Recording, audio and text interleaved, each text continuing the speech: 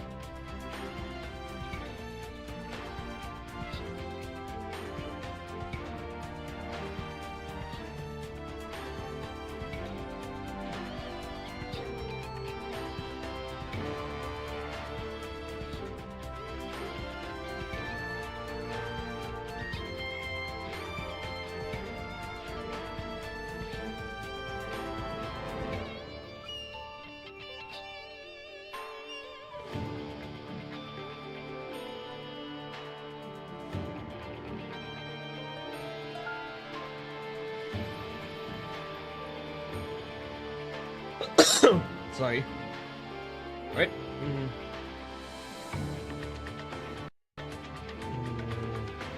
Right, late night stream, ladies and gentlemen. Hello, welcome. Ryuken, Tantio, and Alberto. Sorry about the delay here, but I'm back. Right? Welcome, ladies and gentlemen, to a very late night stream of Sengoku Basara 3 Utage with me, as always, Profar. We are 5 characters away before completing this game, so I can move on to another game to play. But yeah, Sengoku Basara's 20th anniversary celebration is still going strong, ladies and gentlemen. We are... What date is today? It's the 10th. So we are 11 days away before Sengoku Basara's actual 20th anniversary. So I'm still wondering or hoping Capcom has something for Sengoku Basara. Only time will tell. But either way, ladies and gentlemen, I'm still here. I'm still here going to make Sengoku Basara content. So as long as I'm making Basara content, Sengoku Basara is never going to go away. That's how I see it, honestly. So yeah, 11 days away, exactly. No, it's not Happy Anniversary Sengoku Basara 3 Utage. It's Sengoku Basara in general. As a series, the first Sengoku Basara came out on July 21st of 2005. So that means it's going to be the 20th anniversary of the entire series. And also, hello, Meaty. Mayor Pizza Pop. It will be Sengoku Basara Catch. God, I hope not. Or Sengoku Basara Peak of Combat, like what Capcom did to Devil May Cry. God, I hope not. Right, tonight we are going to play as the hula hoop elf, the male version of Tira himself, Mori Motonari. So, you know, let's skip the chit chat and intro and get straight into the game. Nobore, terase.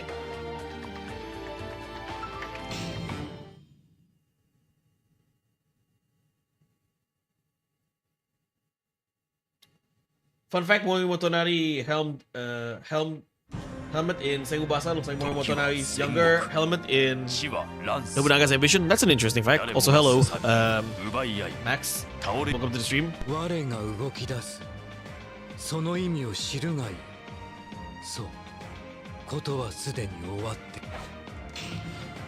Regular Unification mode. Okay, who do we fight first?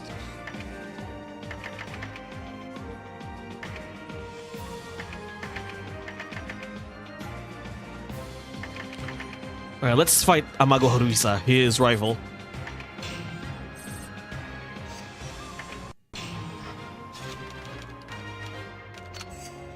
Use the... Okay, who am I using as a bodyguard?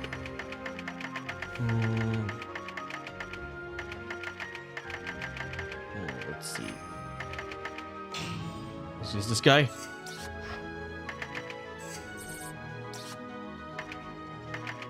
Yeah, I'm kind of broke right now, so I'm not gonna buy anything. Alright, let's get started.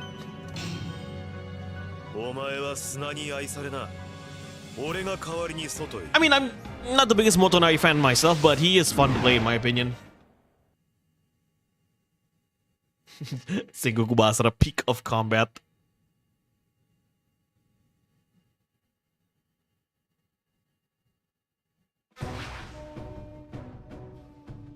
Yeah, Gasatonda.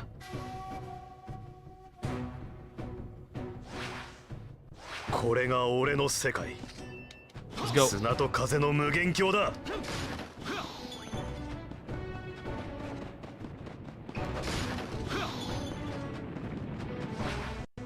Here comes Haruhisa.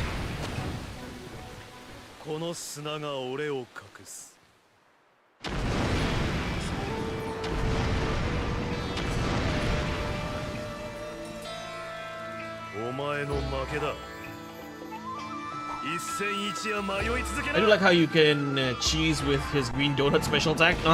That's why I like. That's one of the things that I like about Motonari. And also, are there any audio delays, guys? Please let me know.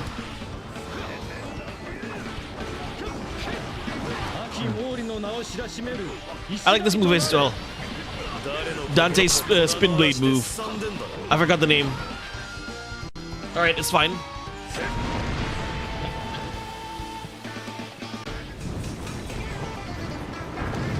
Yeah, typical desert stage theme.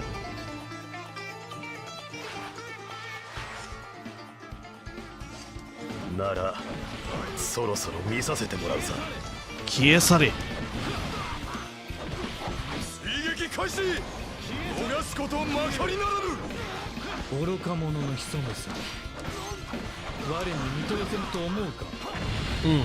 Nicely done. Let's go.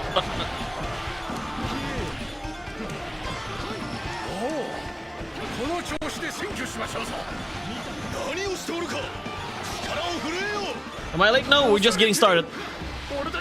With that arabesque music. Yep, typical desert music. In video games. Alright, fire.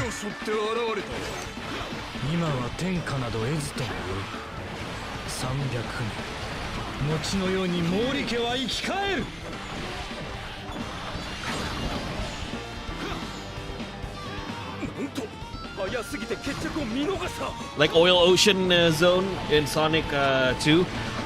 It's more like Sandopolis from Sonic and Knuckles.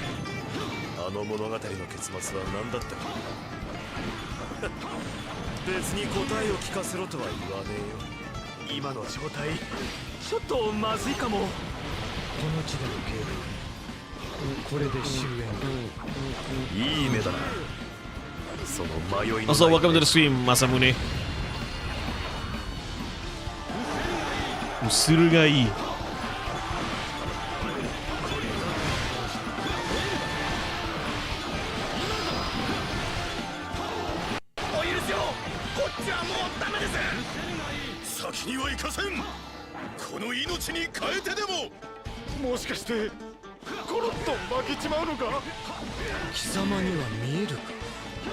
Yeah, I know. Haruhisa is one of Motonari's rivals in, if not his biggest rival in the actual history, instead of Motochika.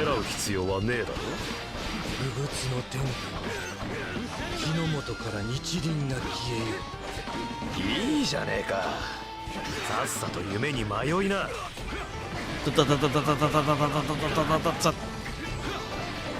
の世すべてを悪とすれば永劫に敵はない。いずれこの地表すべて砂の隣で覆ってやるさ。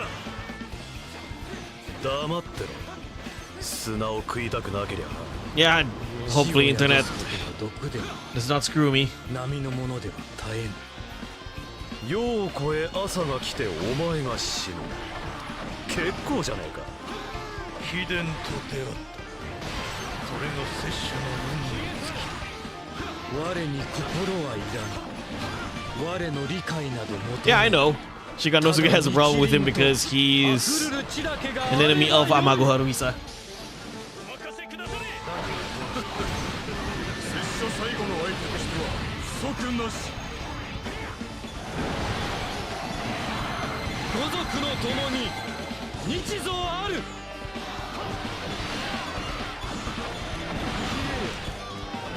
慌てるな。すぐさま戦況を報告せよ。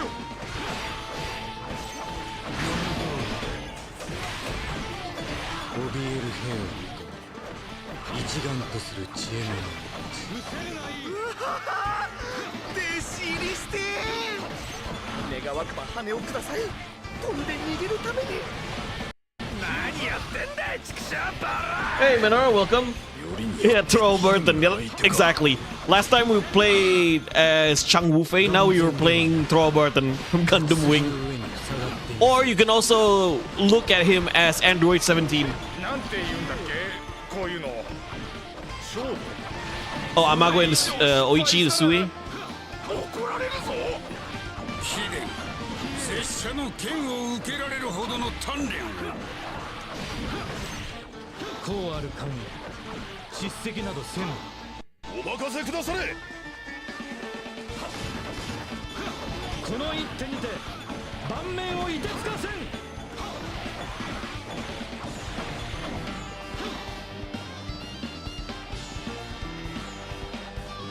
頑張ろうぜ。俺たちがやらずにどうする。今は天下など得ずともよい。300年餅のように毛利 Let's 家 play は Gundam 生き Musou 2. I heard it's a good game. Like I'm not too familiar with the Gundam Musou games. I only played a bit of Gundam Musou 3 and not Freedom. What's the last one? Reborn.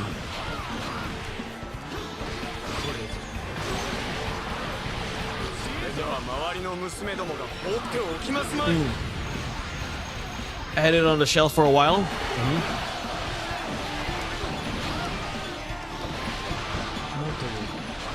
我が血となる定めであった。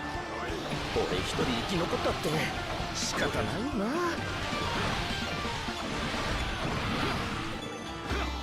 六方から囲み同時に打ちかかるのだ。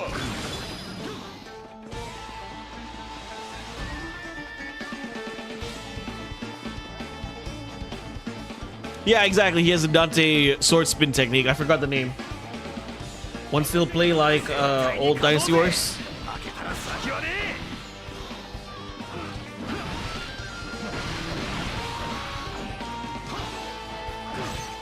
Sit. そんな構えで大丈夫。ならばいざ。 Yeah, this one. もう我慢できねえ。逆襲のお時間だ。皆の者、ここは一つ拙者に任せ。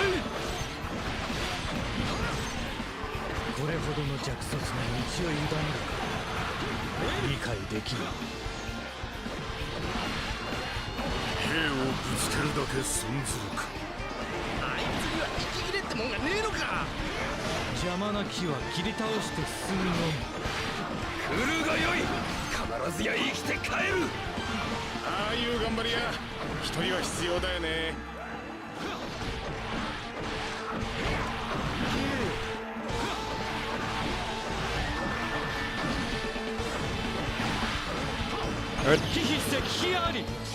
Let's roll.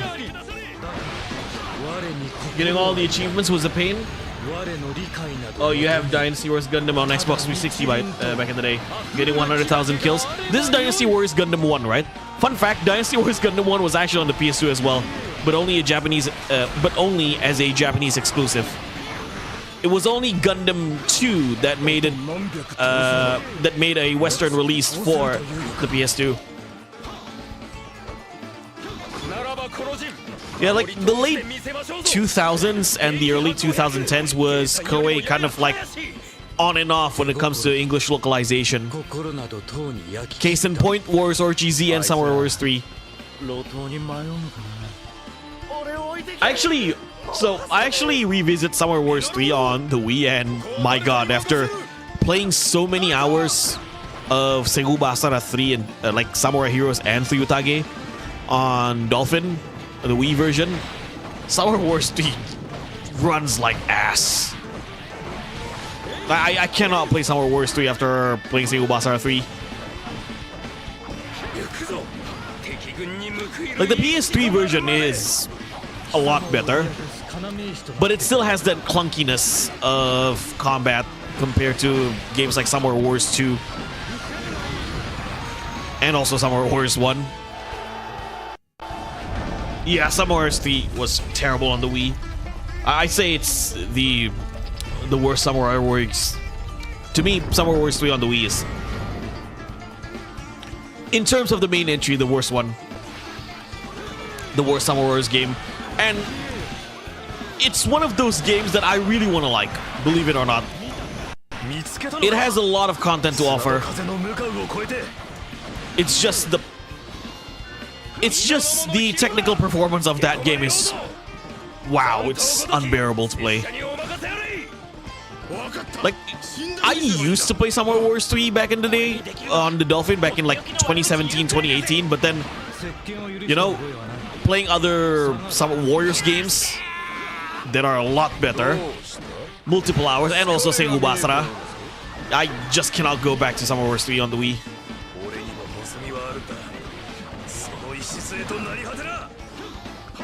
Profar's honest opinion. The PSP version is alright, despite being on the PSP. The PSP version, I used to play that again, but I'm not too crazy for it. Again, I've played other Wars games that are better, of the same series as well. Some are Warriors, like Summer Wars 2, Summer Wars 1, Summer Warriors 4, even 4-2. Hell, I wouldn't even dare to say 5. Any Summer Wars game is worth playing than Summer Wars 3 on the Wii. Hello Bamboo, welcome to the stream. Sengoku Basara 3Z special. Yeah. Yeah, Warriors Orgy 1 and 2 are like do have good ports on the PSP. Hell, I wouldn't even argue Warriors Orgy 3 on the PSP is a good port. Muso Orochi 2 special.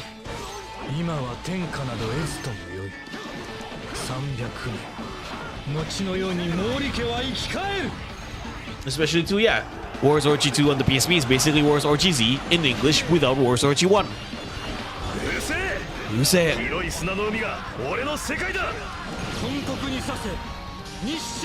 Yeah, I played Summer Wars 3 on the PSP version as well, back when I used to own a crap top, because my crap top couldn't run Summer Wars 3 on the Wii, so I had to play it on the PSP version instead.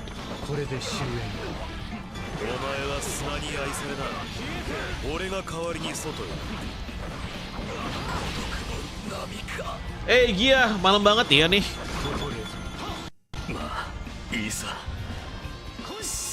Jadi baru mulai BTW.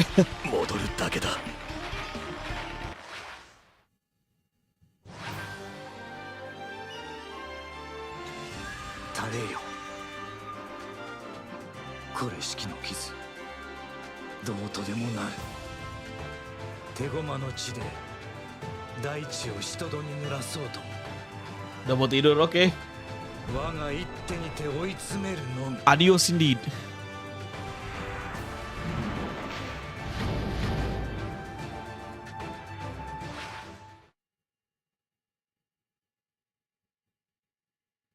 Fun fact again, Motonari's grandchild, Terumoto, was the leader of Western Army in Sekigahara conflict, but he stayed on Osaka and did nothing and just sent Hidemoto Mori and Kikawa to fight. And yeah, they betrayed the Western Army too with Kobayakawa Hideaki.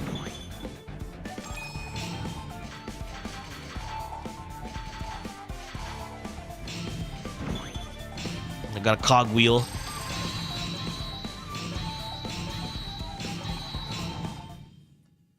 Then you got Dynasty Wars 7 on PSP, a Kingo, which I did play and forgot how many clones were on Dynasty Wars 7. I think there are 6 or 7 sword users.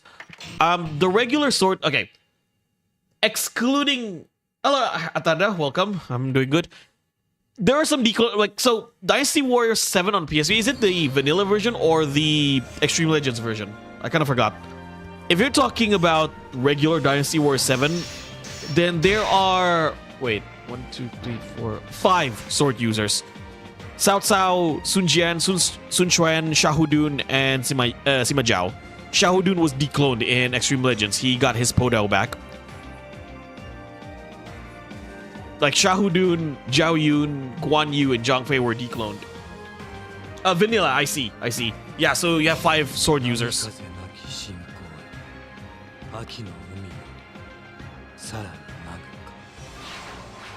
Yeah, I didn't like. I still didn't like how the clone moveset in Dynasty War 7, base Dynasty War 7, but at the same time, there are a lot of unique weapons coming back in Dynasty War 7. There's a lot of iconic weapons, like Zhang He got his claws back, Zhou Tai got his Miao Dao or curved sword back. Who else got their classic weapons back? Well, in a way, Shahudun got his Podao back, but he had a clone sword moveset that is until Dynasty War 7 Extreme Legends. So the clone, I would say this, the clone movesets in Dynasty War 7 is a bit tolerable, right? It's a bit tolerable because a lot of the characters do earn their classic weapons back. It is intolerable, in my opinion at least, in Samurai Warriors 5. Because not only you have less characters, right? You have less movesets. In fact, there are more clones in that game than in Dynasty War 7 and even Dynasty War 6, if you ask me. Like, how do you cut the characters? And yet, like, the entire point of cutting the characters, not only to focus the story, not only to focus more on the presentation of the story, but also to give characters their own identity. And yet, somehow, Summer Wars 5 failed on both. Yes, exactly, since they got his Tonfas back.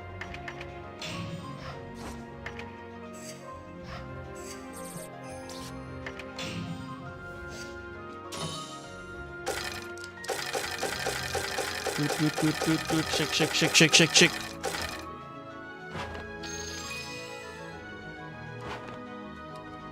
One more. Hidemoto was not a traitor. It's only Kikawa.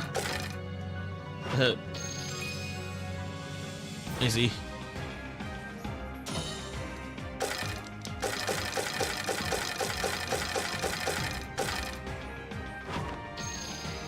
Oh yeah, Sun Shangxiang got her Tonfas back, right?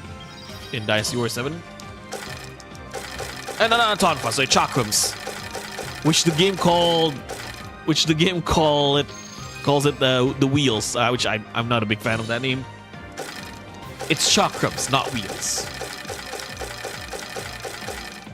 She did, yeah.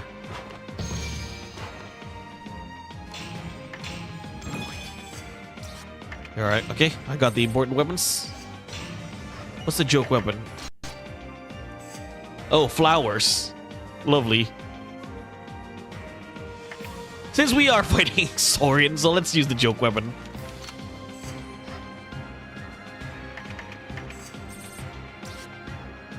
Yeah, this is the Wii version. I mean, I can run the PS3 version on RPCS3. But I already have a save file for this one, so that's why I'm running the Wii version. I mean, the Wii version is really good, too. It's almost identical to the PS3 version. Almost. You see? You can't even tell, you couldn't even tell earlier, right? That this is the Wii version. That's how good it is. Congratulations, Banner. 我が君ソーリン様、侵入者が現れたとの報告が。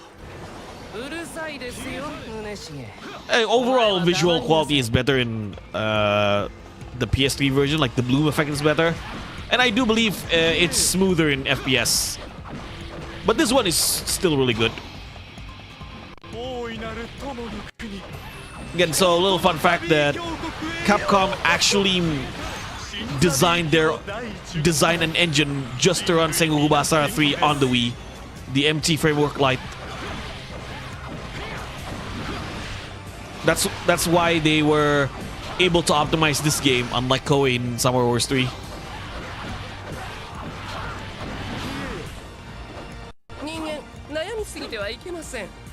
It's back when they cared about optimization. Now they can release a shit running product and release 20 patches later. Yeah. I mean, I will say this: Capcom, when it comes to quality and overall performance during release, is good. Okay, most times.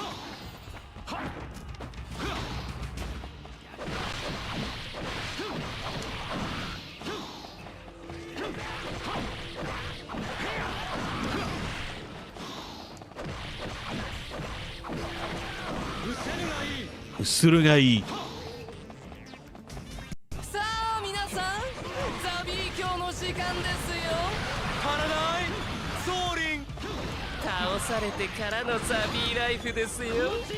I do like this move. You can abuse enemies with this move. But I can only make one donut ring. At least right now, because it's still the first level. Except Wilds. I haven't played Wilds. Oh, you played this on the Wii back in the day? Nice.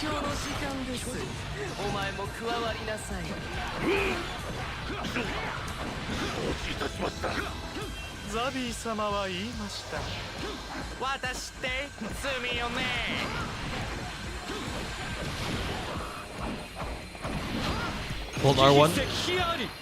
Oops. Oops, I accidentally did the Basara attack there. Hold R1, let's see.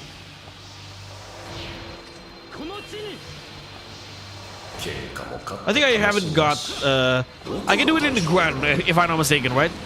I know in Basara for Sumeragi you can do that move in the on the ground. This is still very early. I told you I got a... Oh, okay, you got a Steam Deck. Nice. Yeah, you did in a couple of streams ago.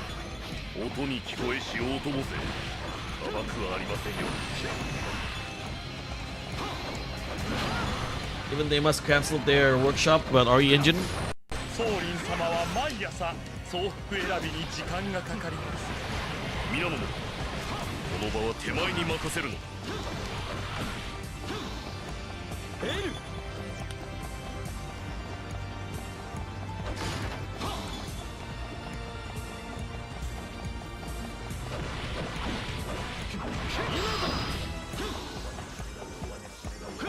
So far, this is probably my favorite Zavi stage in terms of design and overall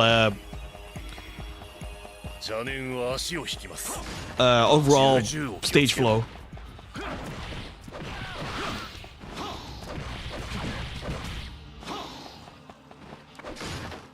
I much prefer play Hitsugigawa than Zavi Land in Sengoku Basara for Sumeragi.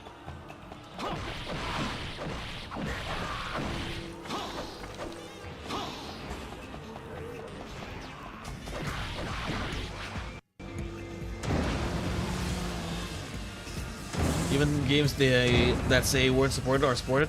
Yeah, my friend actually introduced me to Sengoku Basara 3 Samurai Heroes on his PS3, and we absolutely got hooked when I was excited to find out it was also on the Wii. And the rest is history, yeah. Sengoku Basara is an amazing game, especially Samurai Heroes. I think Samurai Heroes did a very good first impression. To get, like, I would recommend people to play Samurai Heroes as a first time getting into the series. I need to break down and play Basara 1. I thought you have the you have Basara 2 on the PS2. I thought you had the HD collection.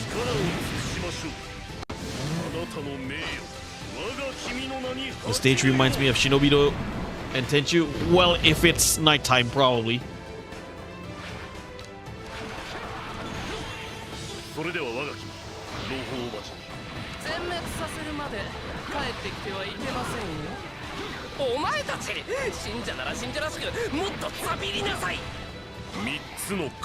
I'm not gonna be Munishige in this playthrough. I don't want to spend too much time. No, you don't.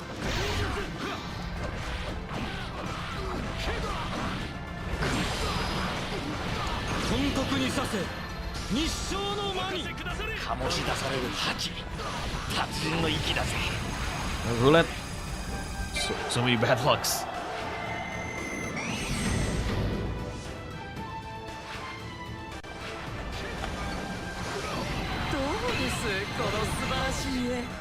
Super Fever.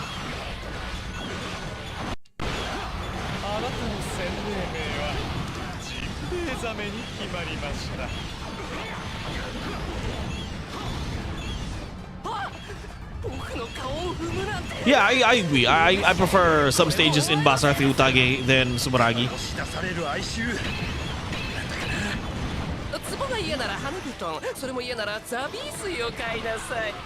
And in some instances as well, Bamboo, I actually prefer some characters in Two Heroes than in both Utage and Sumeragi. For example, Oichi. I actually prefer Oichi with the spear in Two Heroes than just the demon hands in Utage and Sumeragi. The spear just fits, or the Naginata just fits with her overall design.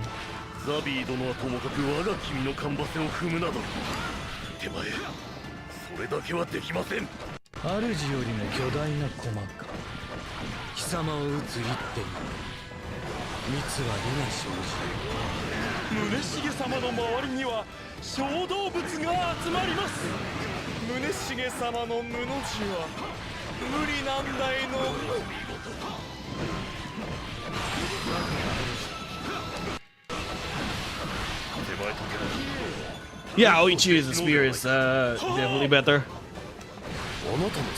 Like I want to imagine what Oichi would play like with that spear. Sorry, what Oichi's playstyle would look like in Sengoku Basara for Sumeragi if she had her spears back. Nah, not another bad luck. Yeah, Possessed Oichi fits better with the story because she lost Nagamasa. But I feel like Basara for Sumeragi could have used Oichi the spear. Why? Because Nagamasa is back. It fits, like, her using the demon hands only in this game fits because Nagamasa is dead. And Mitsuhide or Tenkai is trying to revive Nobunaga. So having Oichi possessed only by her demon hands fits the overall context of the story. But in Basara for Sumeragi, Nagamasa is back. And not to mention, Oichi's what's the word? Oichi and Nagamasa's seriousness, for the lack of better terms, she's less okay. Oichi is less dark in Sengoku Basara 4 overall because Maria exists.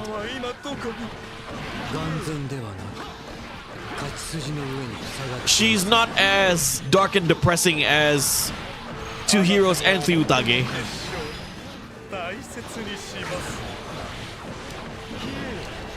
I never thought it that way. Yeah.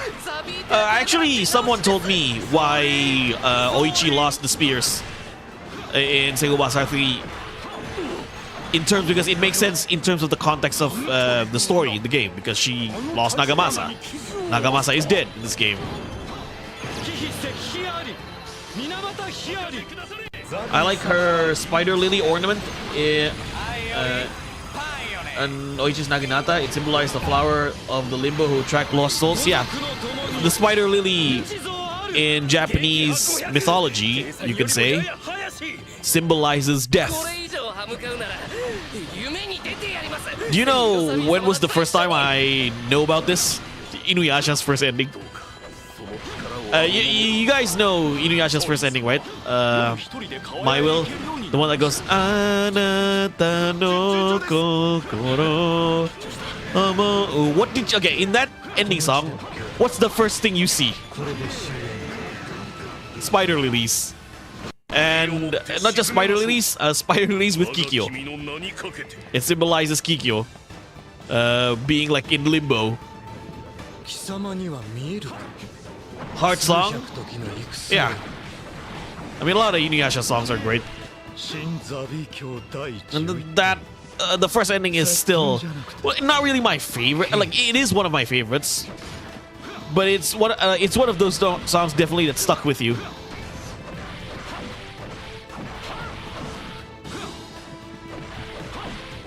Like, I tend to listen to that song again. I listen to a lot of songs when I go back to work, but one of the songs that I often listen to going back from work is My Will, the first ending of Inuyasha.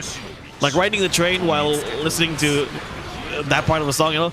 Anata no kokoro omo sore ja sore da ke ja kokoro no. I don't know, it just really fits the moment. Of course, we found it from Inuyasha. And interesting enough, the first ending song of Demon Slayer also has spider lilies.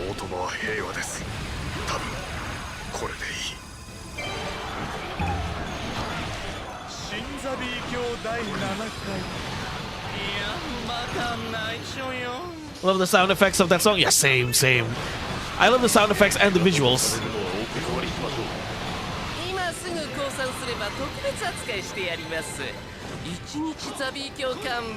Koi.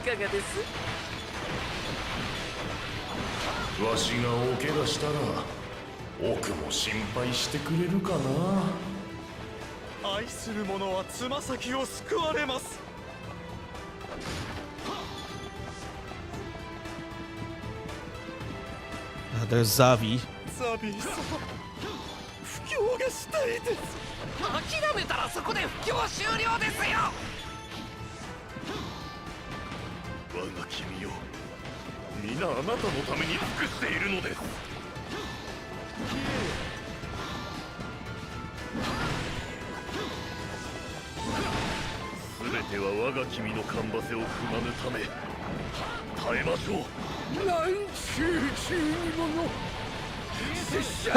That song is good too. Jurenja, Densetsu no Senshitachi. Oh, hello, senja malam. You're done playing D&D, by the way? Udah selesai D&D-nya sama si Daki. Si Daki baru bilang ke aku tadi, nggak baru sih, tadi bilang dia lagi main D&D, salah satunya halo. My Will is not a hard hit or memorable song by itself, but it definitely suits the ending vibe. No, to me, My Will is very memorable. To me, it's just as memorable as Fukai Mori and Every Heart. I know a lot of people probably remember Fukai Mori as Inuyasha's ending, but My Will, don't sleep on My Will.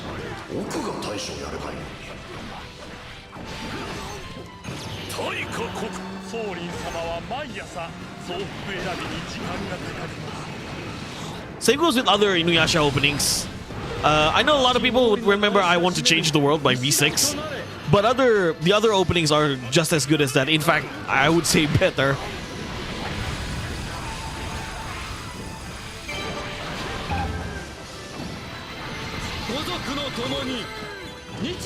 Speaking of Fukai Mori, the band that did that song, Duet Infinity, also did a lot of Sengoku Basara ending. Like, one of them is this game. They did the ending song for this game.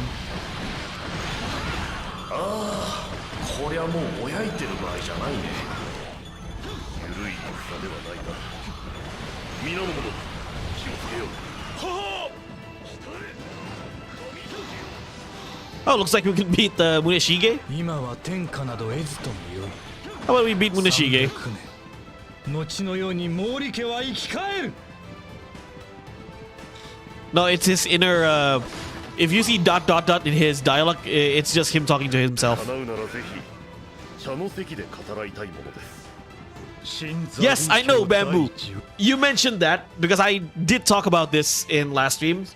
There is a VTuber who did a karaoke of Inuyasha songs 3 years ago, and Aloe from Niji Sanji. That's the first time I know about Niji Sanji. And it's an Inuyasha karaoke stream. Oh shit.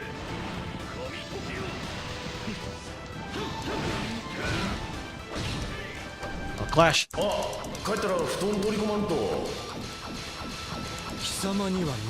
I mean, yeah, Change the World is a catchy song. Don't get me wrong, I think it's a good song. I just like, me personally, I just like other Inuyasha opening songs than Change the World.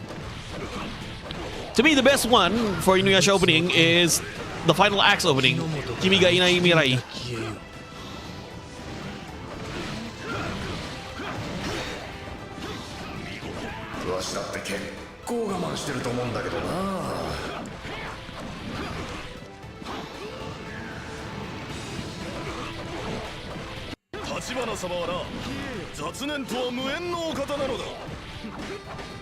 Oh, just...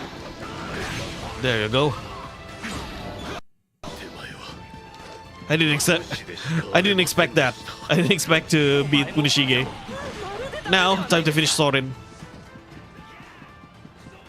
Her voice, yeah. Do as Infinity.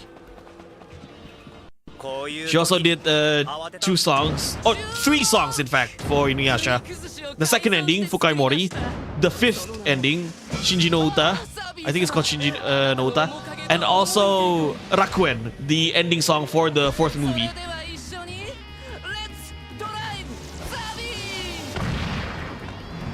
We're gonna fight Emiya Sorin or Uchiha Sorin. He looks like a peacock, he does. But probably my favorite joke weapon for Motonari is for Sengoku Basara to Heroes. It's a rainbow.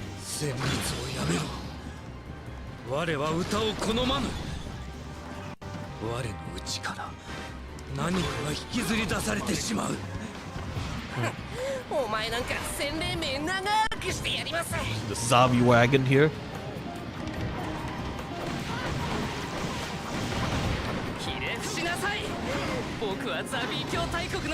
Oh, my bodyguard. Where is he? Oenasai. 入信したらあれに乗せてもらえるかな。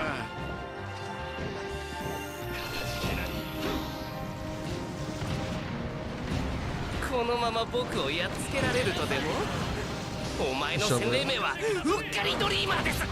That's so good for this game. 様は毎朝総服選びに時間がかかります。ああ、ちょっとだけ欲しいな、洗礼名。Fire. ザビー教に入って傘を忘れたことがありません。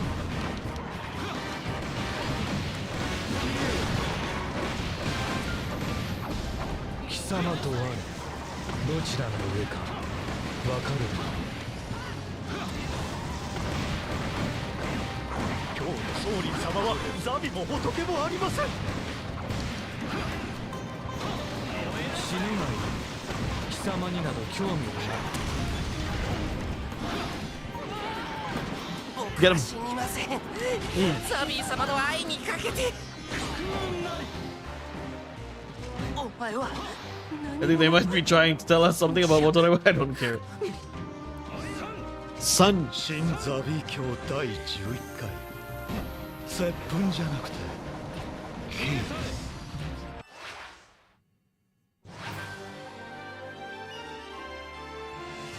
タレよ、これ式の傷どうとでもなる。手駒の地で大地を人戸に濡らそうと我が一手にて追い詰めるのみ。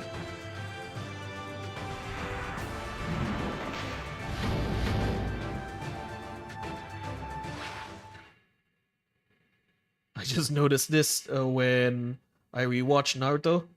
With his voice here is the child Sasuke, the preschool, yeah, with less exaggeration.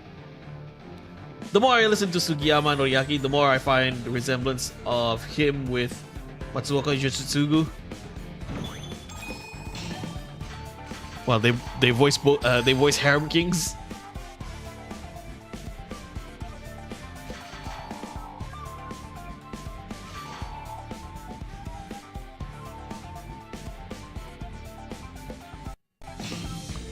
As someone mentioned to me in the poll I did, Double Deal feels like a tokusatsu song. It does. And interesting enough, you know, there are character themes in Sengoku Basara 4 with vocals, right? Some of them. And a lot of the singers for the character themes are tokusatsu singers. Like, for example, Maria's theme was sung by Akita Chisato, who is one of the key personnels of Kamen Rider Girls. And then who else? KG's theme was done by MCAT, or is it MCAT? I forgot. They sang People with No Name from Kamen Rider Faiz. And I forgot who it was. One of the character songs was sung by Psychic Lover, the singer for Deka Ranger and Shinkenger. Did you know Rei Fujita? Dragon Orphanok was the one who sang Break in Peace. Oh, okay. I did not know that. That's actually pretty cool. Hello Terry, welcome to the stream. I was never good with Motonari. But then voice a slapstick character there. Yeah. Chick Magnet voice. Okay, who do we pick?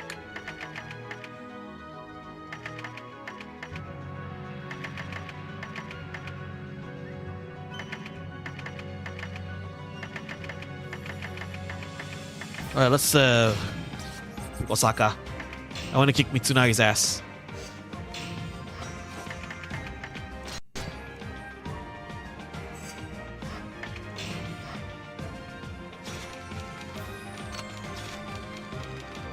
I was talking about Kamen Rider villains in some servers. So they had discussions of who's your favorite Kamen Rider villain, and my answer was Evolto from Kamen Rider Build. Top 5 for me when it comes to Kamen Rider villains, Evolto is number 1. Number 2, I put Isaka Shinkuro, Weather Dopant from Kamen Rider Double. I just like I love Kamen Rider Double, and Isaka is easily the best villain in that show. And he was voiced by the late Dan Tomoyuki, who voiced Kisame in Naruto. Rest his soul. It just makes him even better. Yeah. Favorite villains. I put Evolto, Isaka, Weather Dopant, Shadow Moon, of course, one of the most iconic villains in Kamen Rider history. Who else? Asakura Takeshi, Oja. He's an intimidating villain. And who else? Oja, and I'd put villains that I like. I want to put Dan Masamune, but he's okay. But he's fun. He's very entertaining, but I'm not gonna put him in top 5. Daguva is really cool from not Kiva, Kuga, but he had 2 episodes. I like, again, he had a very memorable a couple of last episodes in the show, but I kind of like someone who has more of a presence. I kind of forgot who I would put as a top villain. And maybe I put Daguva just because how intimidating he is. Isaka I know Isaka the Peacock on that. No, Isaka Shinkuro, Weather Dopant from Kamen Rider Double. Yeah, his name is also Isaka. Alright. 眠れない。なぜだ。何者かにかき乱される。そんな予感がする。The guy who killed Terui's family. But now I think Kumon Kaito. Kumon Kaito is basically Sasuke. So I kind of did this once just to like shitpost. I played Naruto Gekito Ninja Taisen Special with Naruto, Naruto Gekito Ninja Taisen Special with Naruto and Sasuke in the final valley, and I put Renbu Escalation as the background music. Oretachi ga saikyo no Today is the 60th anniversary of Ultraman. Happy 60th anniversary, Ultraman. What's the, again, it's been a while since I follow Ultraman. What's the latest Ultraman series? And one thing I am really glad, even though I'm not like the biggest Ultraman fan, one thing that I really appreciate from Ultraman, other than the production quality, is that they release all of their series on YouTube, and they also have their own streaming services. I kind of wish Toei has their own streaming service or release their episodes on YouTube, but unfortunately they can't do it because they are still obligated with TV Asahi. Unlike Suburaya, who is not obligated in any Japanese network, so they can just fuck it, release all of my shows on YouTube, or at least most of them. Ultraman Omega, I see.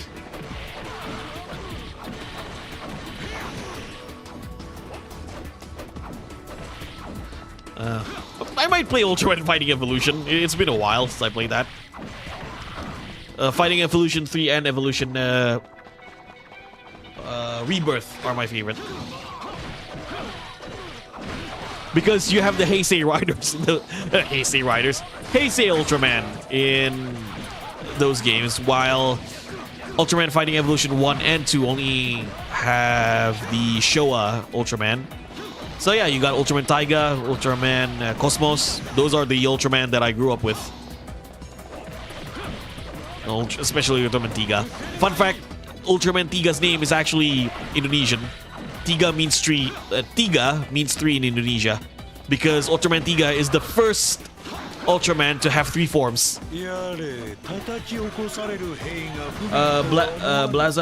Blazar is still my favorite Ultraman design. What's my favorite Ultraman design though? I do like Ultraman Mebius design. Not Mebius, Nexus. I like Ultraman Nexus's design. That was when Ultraman tried to go, dark. They tried to go something a little bit more serious in terms of story. But then, what's next? What's after Ultraman Nexus? I think it was Mebius. Oh, sorry, was it Max or Mebius? I forgot. But they went to the more, you could say, kid-friendly or family-friendly show in the next season. When you realize Ultraman Orb and Blazar are actually redeemed Kamen Rider villains, I kind of forgot. I kind of forgot who they are. Again, I'm not the biggest Ultraman mark. Fill me out here. Tiga is my #1 favorite. I grew up with him. After Nexus is Max. Yeah, nice. Yeah, Tiga's theme as well. Still love it, By V6, the same band who did the first opening song for Inuyasha. Changed the world. Wanna take you, baby, take me higher. I know that. Gonna take you, baby. There's also the English version by the guy who sang Deja Vu. What's his name again? God, Eric Rock. God, fill me out, guys. I'm forgetting a lot of names here. There's just so much shit happening on my mind. Who's the singer of Deja Vu? Deja Vu. I just did it. He sang the English version of Ultraman Tiga's theme. Orbis Kai. Oh, really? Yeah. Oh yeah, Orbis Kai from Kamen Rider Den-O.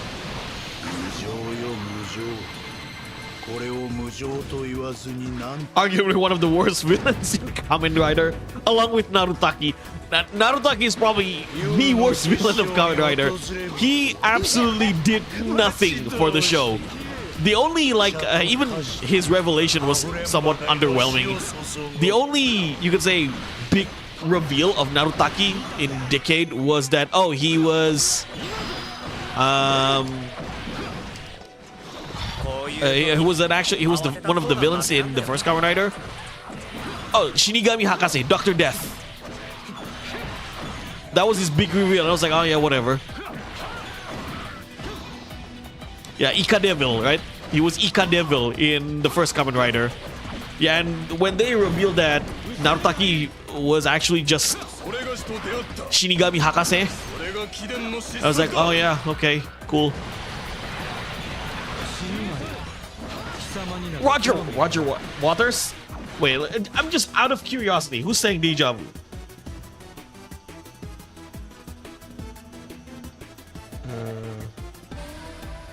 Dave Rogers, yeah, that's his name, Dave Rogers, okay?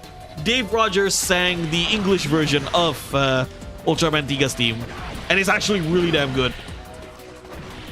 Do you consider Ultraman Tiga a big hit? Yes, absolutely. Ultraman Tiga is a big hit here. Ultraman Tiga is probably how a lot of 90s kids got into Ultraman. I mean, like I said, Menora, the name itself, Tiga, is an Indonesian language, which means 3. He changed his name from Kai to Guy. And who's the other one? Ultraman Blazar. What Kamen Rider villain he was. I watched a bit of... so there was this Kamen Rider movie we watched on Discord. And it was Ultraman Orb. He teamed up with Dyna, Cosmos, Gaia, and Agul. Oh, speaking of Agul, I love Ultraman Agul. He became a Kamen Rider, right? He's Kamen Rider Raya. So yeah, you got Orb teaming up with Gaia, Agul, Dyna, and Cosmos. And one of the characters in that movie was Evolto, or the actor who played one of the characters. He played Evolto in Kamen Rider Build. Oh, Heart from Drive, I see. I mean, Heart in Kamen Rider Drive was also a redeemed villain. He helped Drive fought the final that AI, like that big AI purple thing. I forgot the name. God damn it! It's been a while. Yeah, I know the original Kamen Rider, Fujioka Hiroshi, he ended up being Segata Sanshiro. And his son became Segata's son as well. I saw it in a 60th anniversary commercial of Sega.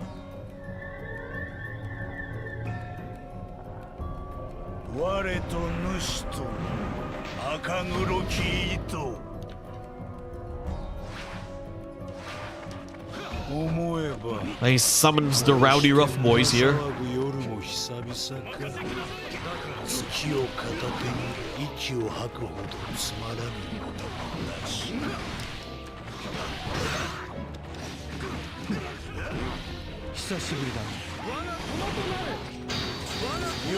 Oh yeah, I forgot to use that mind control move.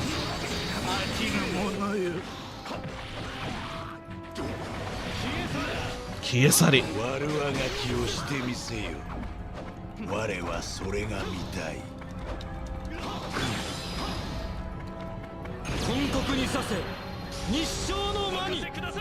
He'll make you play Sega Saturn.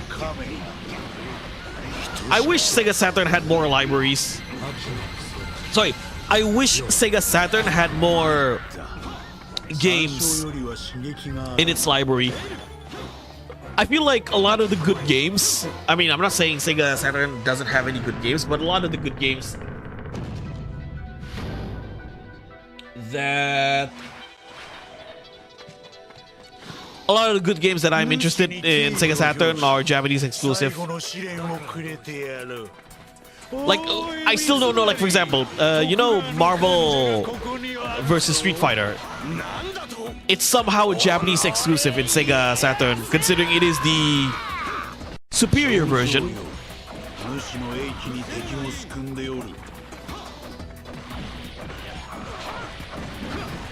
I think X-Men versus Street Fighter is also a Japanese exclusive for Sega Saturn. which is a shame because it's the better version compared to the PS1.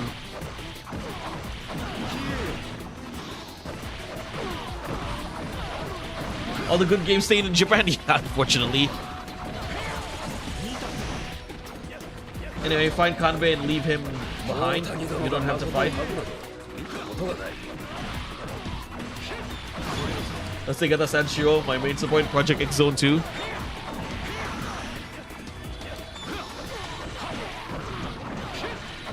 Also, the hidden mission here is to find Kanbei. Where do I find Kanbei?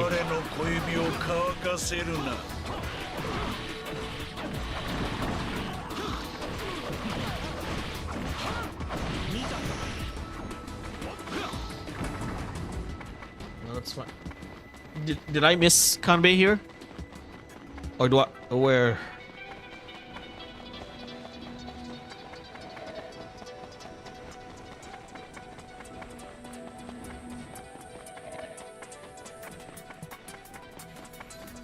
Oh, go back and look for a passage in the rooftops. Passage to the rooftops. Let's see.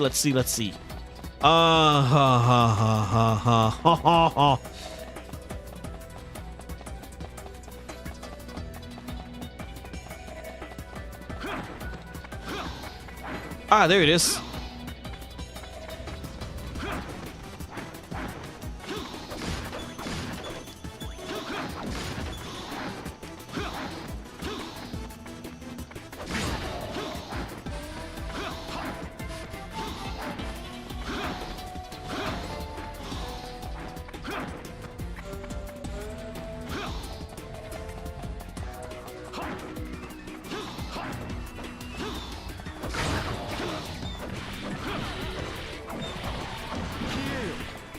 Alright, I'll read the chat later. I want to find Kanbei. Oh, damn it, I fell down. Yeah, platforming in a Muso game. Lovely.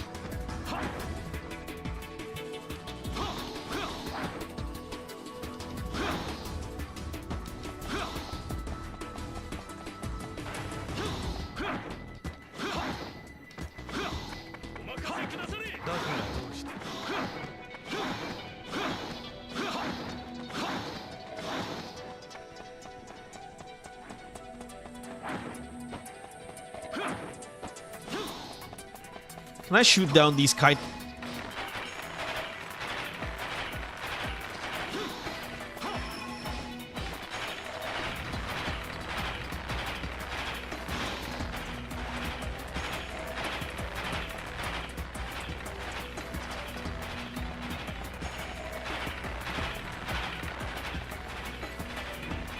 Okay.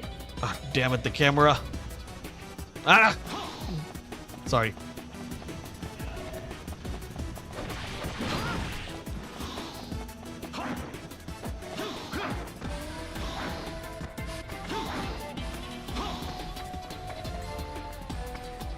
The Saturn wasn't a 3D powerhouse,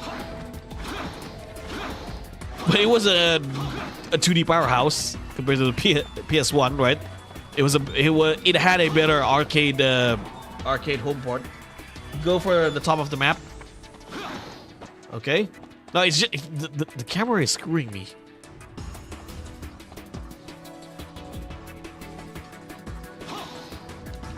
Damn. Damn. Okay. Hold on.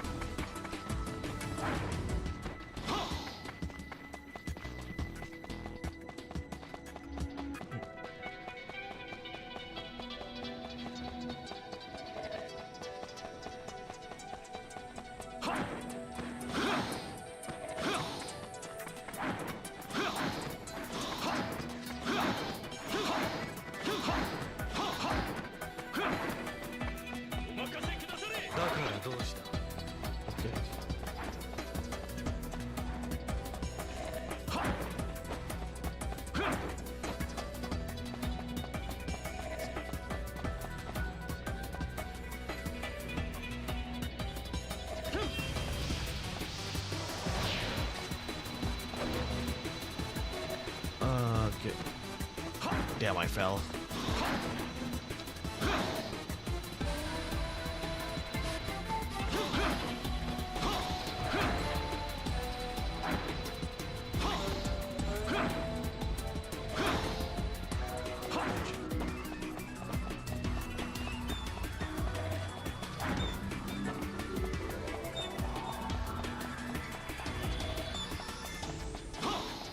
Take your time. Yeah, I know. I want to take my time, but it's just that my jumping, man. Platforming the Muso game sucks. I feel like this was made for a ninja character.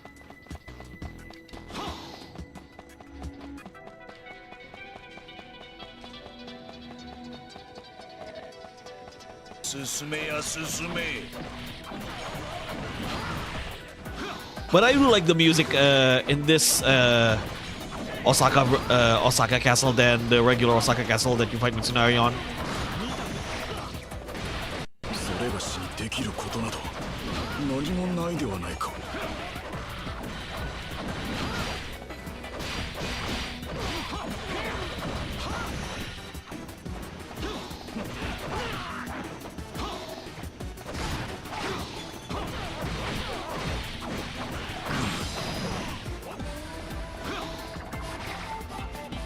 Just bane of my existence.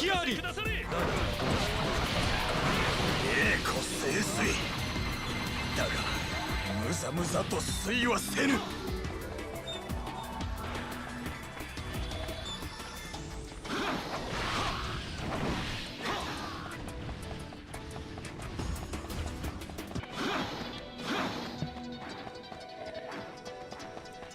Internet, what are you doing? Please don't.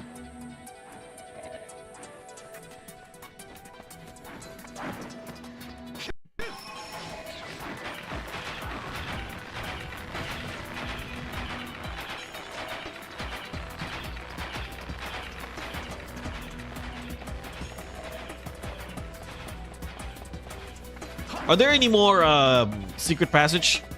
Oh, there's. I can go there, but all right. Better be better be careful.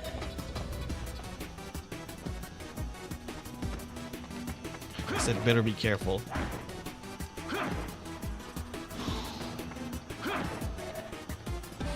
How do I get up there?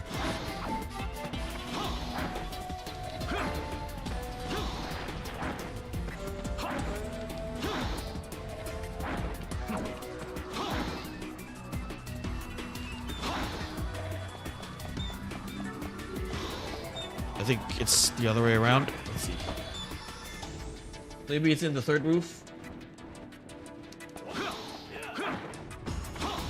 Not the easiest stage to navigate, honestly, Masamune.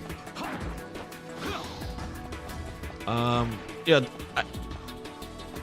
I can go there as a ninja, I guess, but not as Motonari. Get out of here.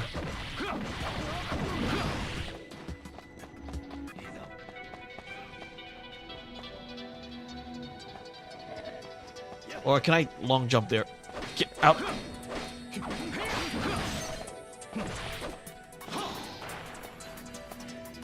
Okay, let's try jumping from here.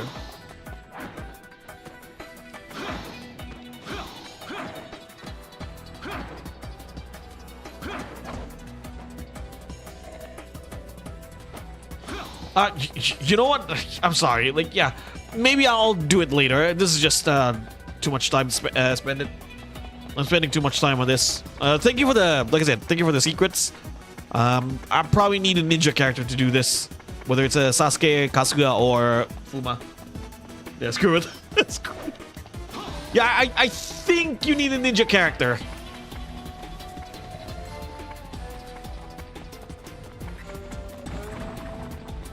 Yeah, one thing I greatly appreciate this game: secret passages on stage for secret objective. Yeah, I know this is like Sasuke's final stage in his story, so this is this stage was designed for Sasuke. Oh yeah, Honda can do it as well because he can fly.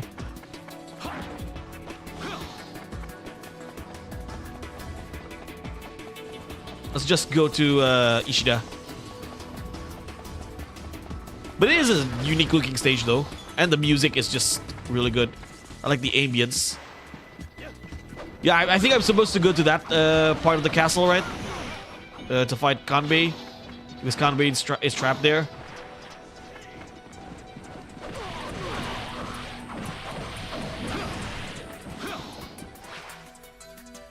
So, let me read the chat first.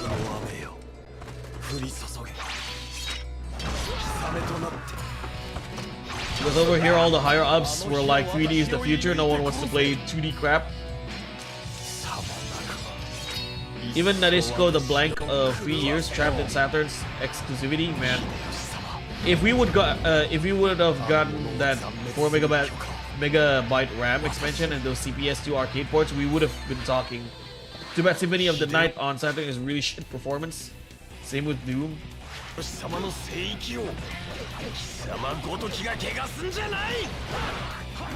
Yeah, I know, like, another aspect I hate from Wars games. I never like escort missions in Wars games.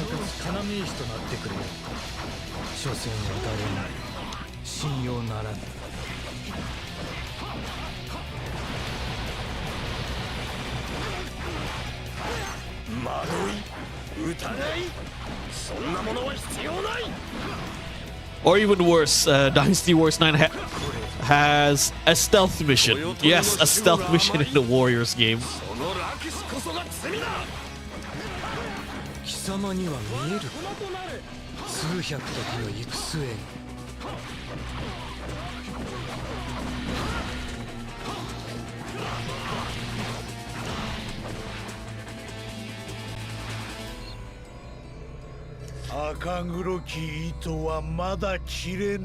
And they even call themselves generals.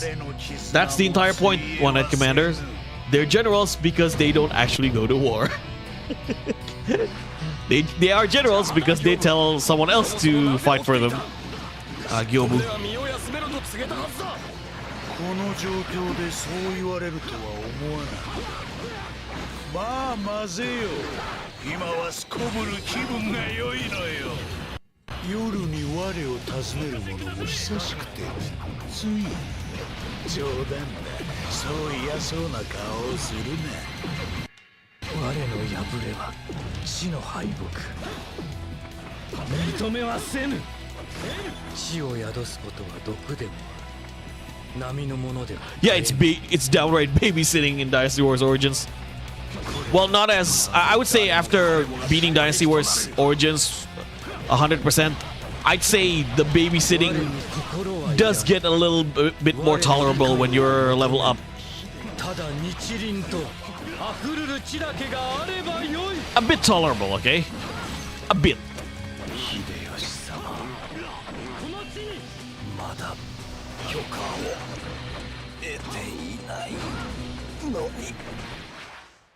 Oh, okay. I just need to beat the Tsunari, I guess.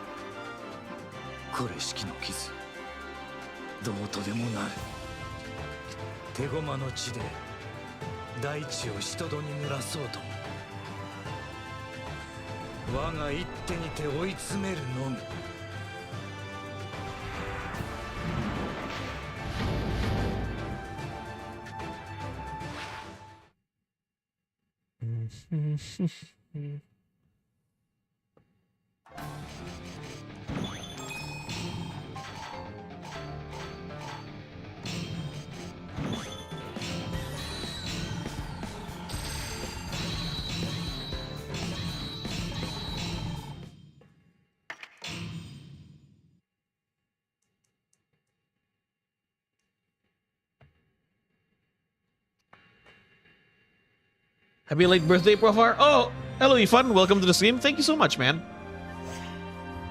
Appreciate it.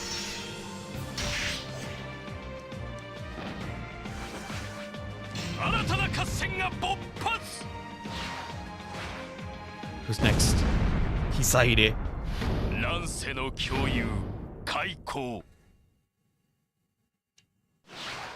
Koi be like, oh, you can you can manhandle the battle yourself? How about your allies? Yeah.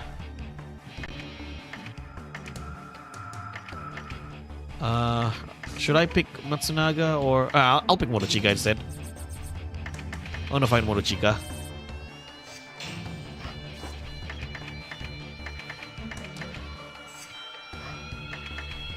I want to keep this weapon. Find Motochika. But I do want to buy one. Let's buy the last weapon Motonari has. Sorry, the last weapon for Motonari. Let's go!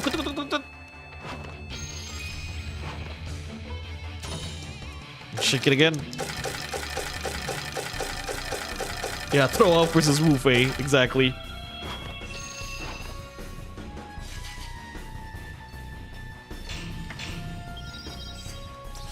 Funny enough, Hideyoshi's voice actor also voiced a Gundam Wing character.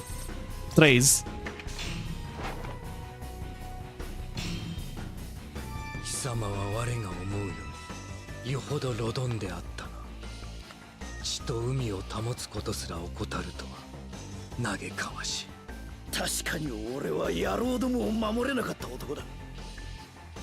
だがあんたにそれを諭されたくはねえな。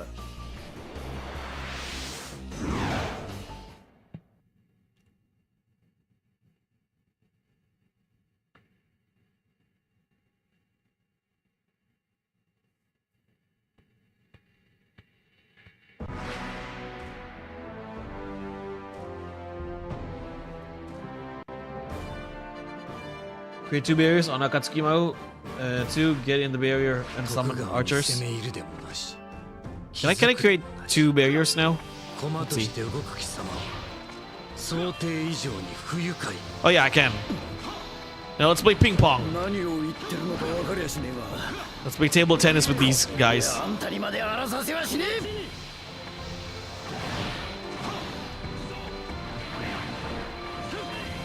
My absolute favorite move.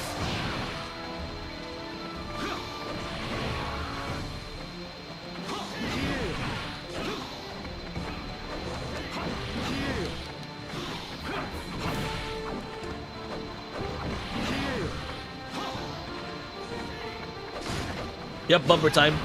Garter and evade for proper setting. This one.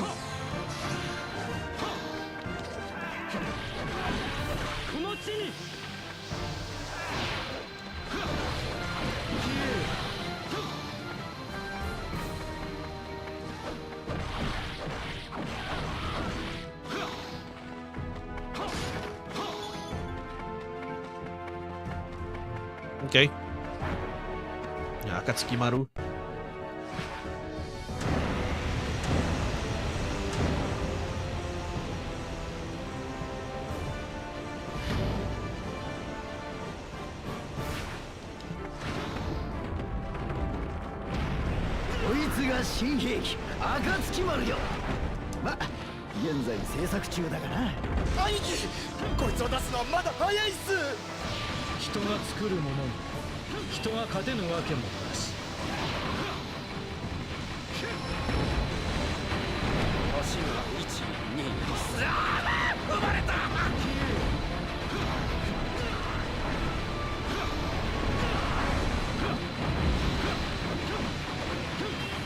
Let's go.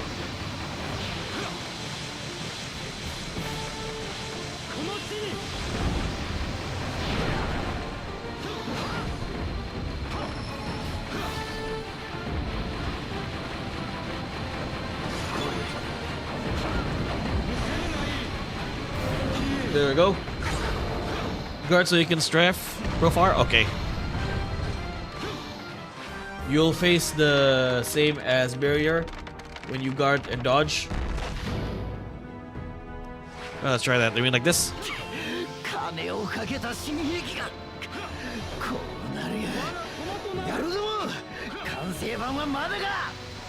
There we go. Now let's try that on an enemy. We're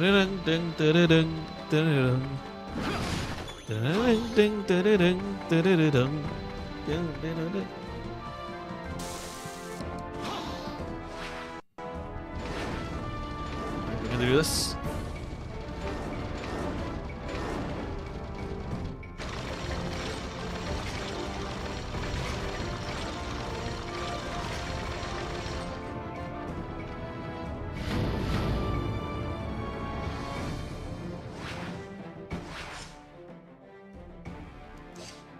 悪いがここは俺のお気に入りでね。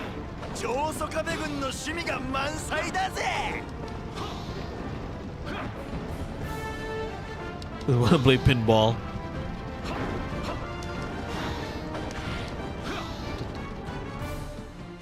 貴様を脅かす要石となってくれよ。やろうぞ。好きなだけ暴れろ。俺が Ah, 許す。 that was terrible.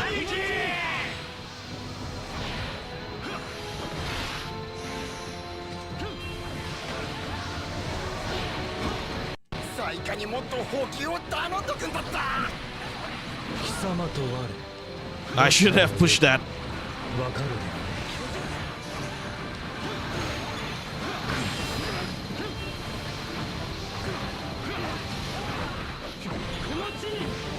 あんたは知らねえな、鬼の手の優しさを。 Another one. 網にもかからねえ小物のくせによ。 See, I just trapped him.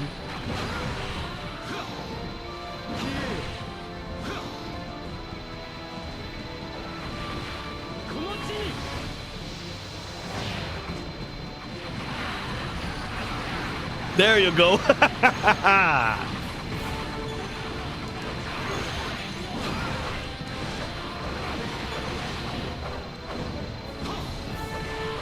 鬼を退治してみるかい。昔語りの英雄になれるかな。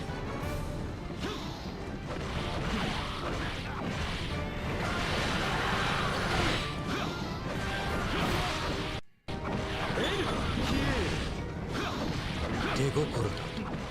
心などとうに焼き切った。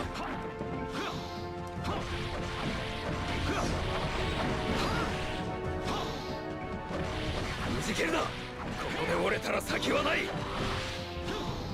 Okay, let's take the base.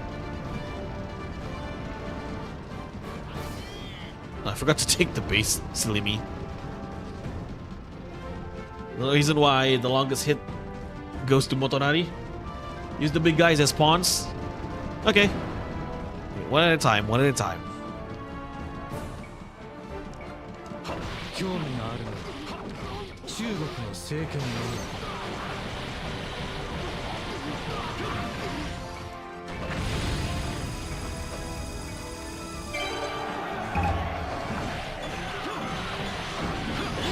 兄貴とあんたの一騎打ち、させはしねえ。やったって今日の戦には兄貴がいる。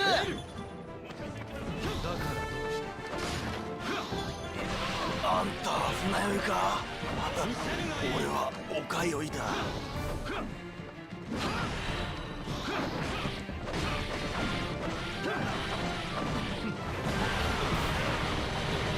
我らは一点誰の大軍の一員なり。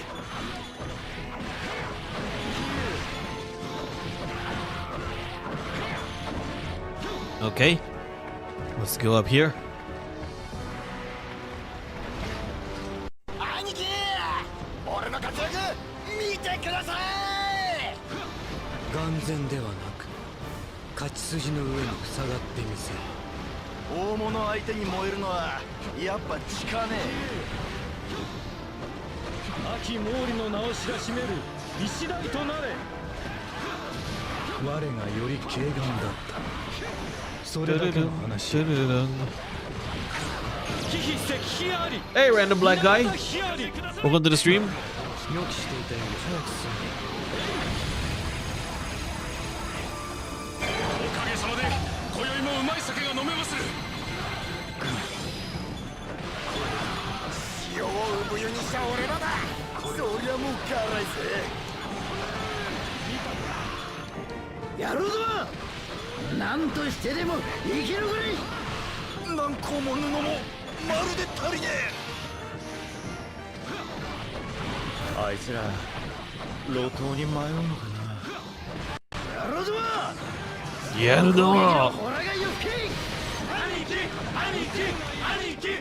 man, I gotta play Basara 2 Heroes again someday. I miss Motochika's beach stage. Yeah.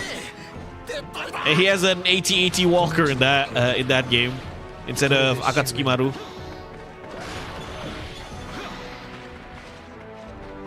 勝ちの伝えのみを聞くと言ったはずだ。異彩勝負。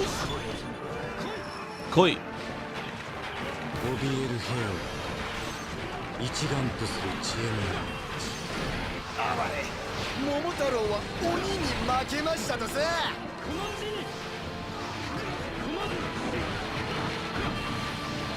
Time to play pinball. 死ぬなり貴様になら興味ない。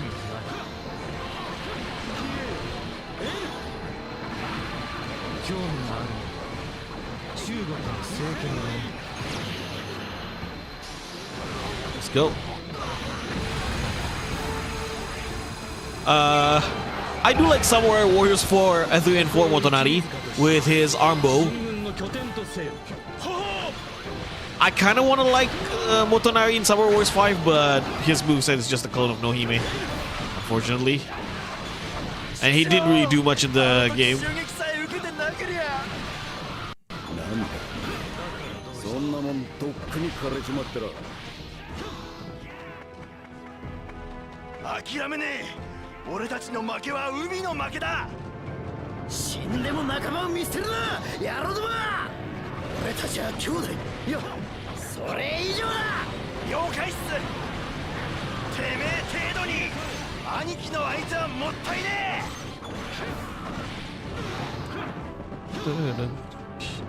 見ろよ、波も穏やかなもんだぜ。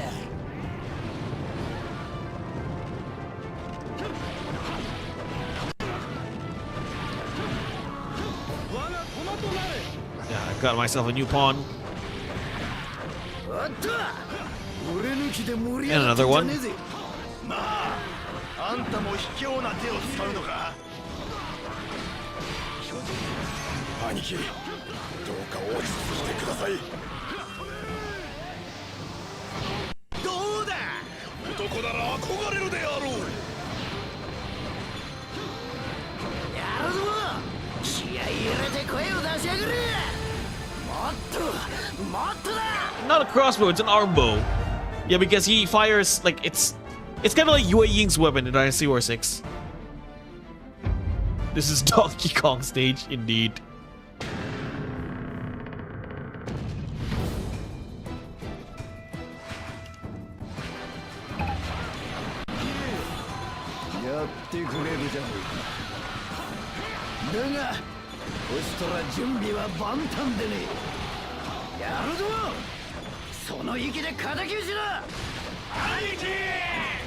Aniki! 兄貴、生意気なお客さんがお見えでさ。このまま引いたら二度と波 My に乗れ ears are ねえ。 itchy.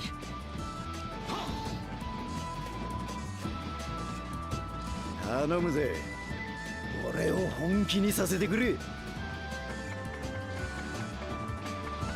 この勝負、土に根付いたあんたが有利かもな。生きろ。波の隙間からあいつらも見ている。はい。 Oh, okay. What's your instruction?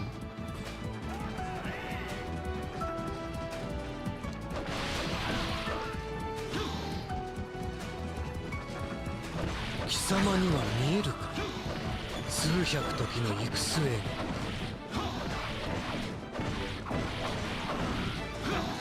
Alright, Masamune, I'm waiting.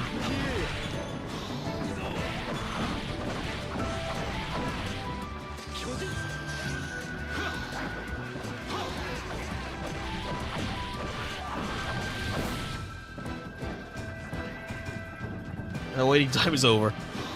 I don't want to get too late. It's already late at night for me. So I do want to finish up.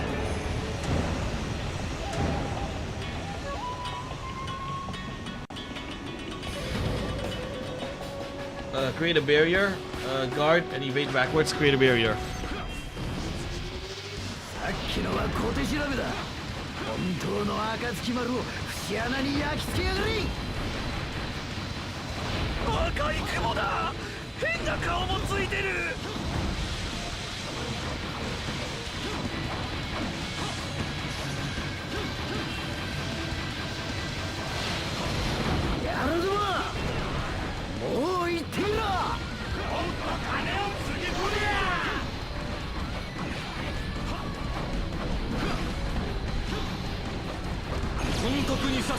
Oh, I should have used archers. Never mind. Still can take him out.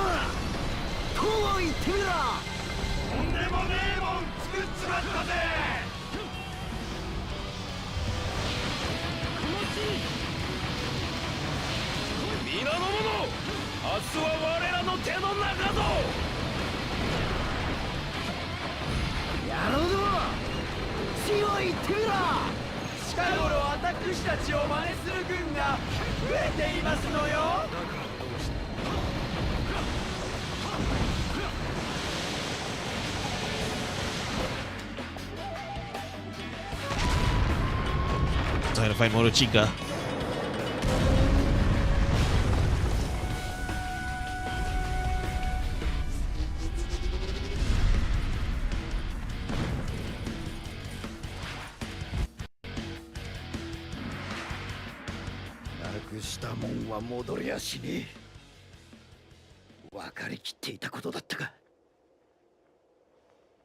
Hmm.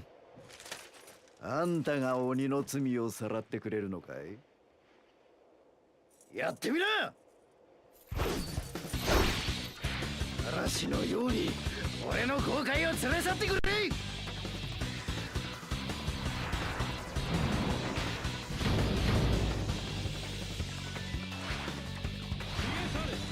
西白虎の角より迷い入れたるは男に。これぞわからぬか。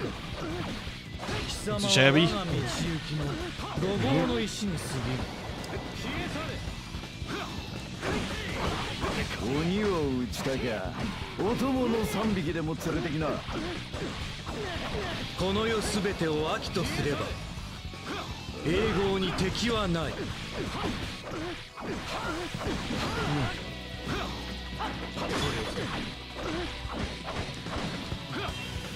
今からでも遅くはねえ。海の男になりな。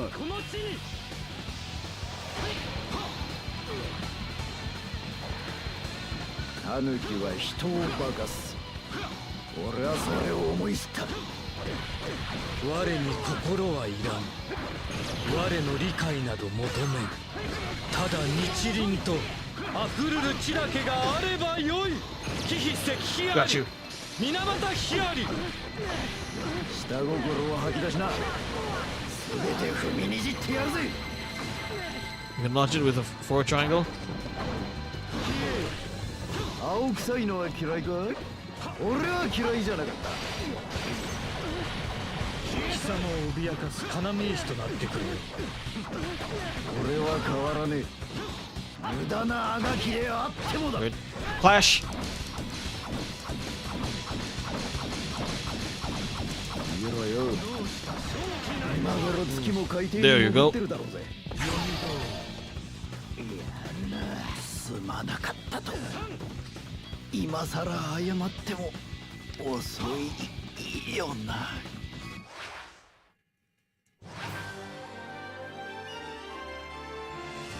たれよ。これ式の傷どうとでもなる。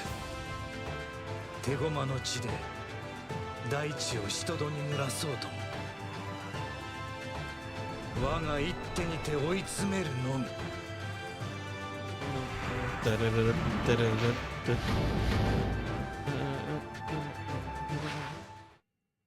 Motonari has a free blender move before Cross Masamune and Yukimura did. Alright, let's go.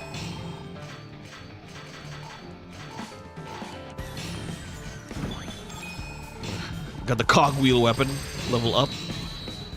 Ah, yes! The second R2, my favorite one. He fires the Death Star laser.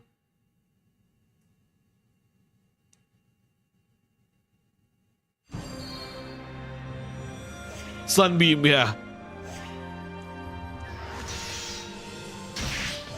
Oichi defeating Ieyasu. Lovely. 3 point. Kanbei. 黒田官兵衛野望の根城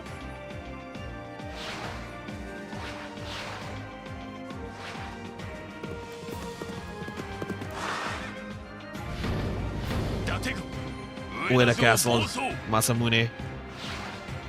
And I think it's Ieyasu. Yep.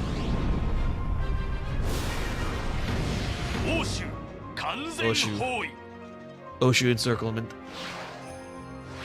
貴様の内実など調べ尽くしたわ。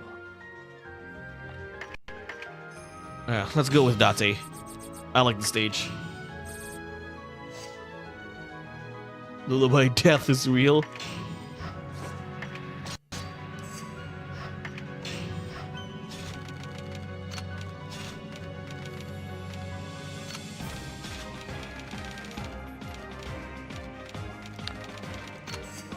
Just random items right now.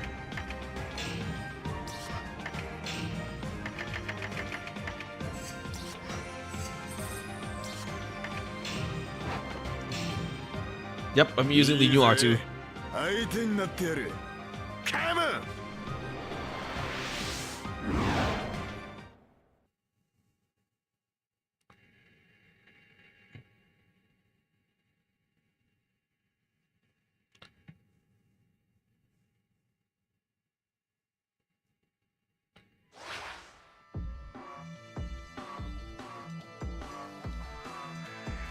Yeah, getting all the blue boxes. I know, Masamune. I know this mission. この城、欧州筆頭伊達政宗がいただく。あんたも諦めな。 Sunbeam against the dragon himself. Yep.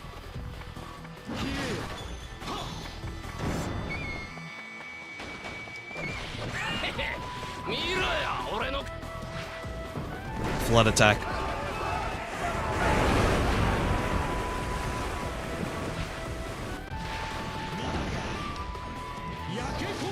Right? Sunbeam. 諦めへの第一歩だ。全力で行け。土産は見たか。奴の命でいい。了解っす。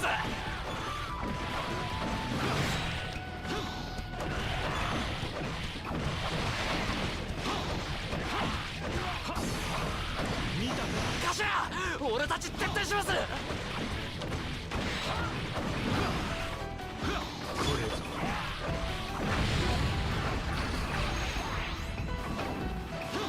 興味があるのは中国の政権の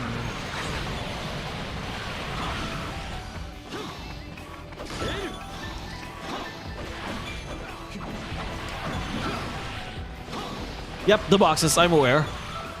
Destroy all the boxes. 愚か者の潜む先、我に見通せんと思うか。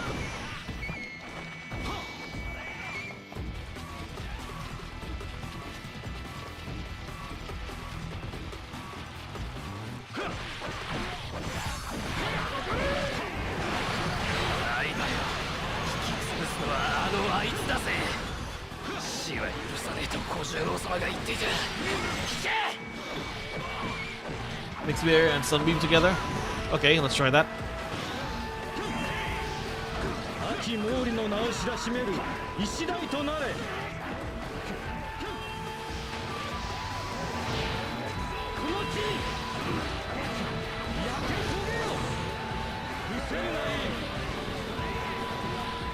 I still need practice to do that. Ah, darn it.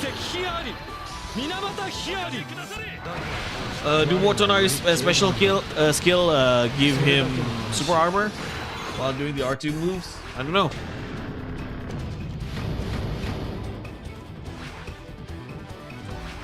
Ah, Kojiro.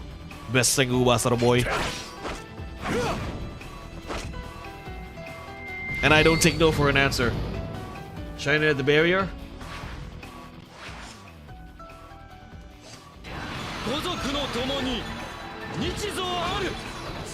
So,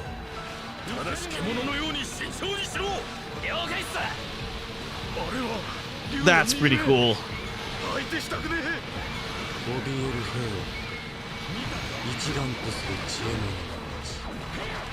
Okay, I did not know that before. Thank you for the information, Masamune. Appreciate it. I wish I knew that when I was doing Sengoku Basara for Sumeragi Showcase.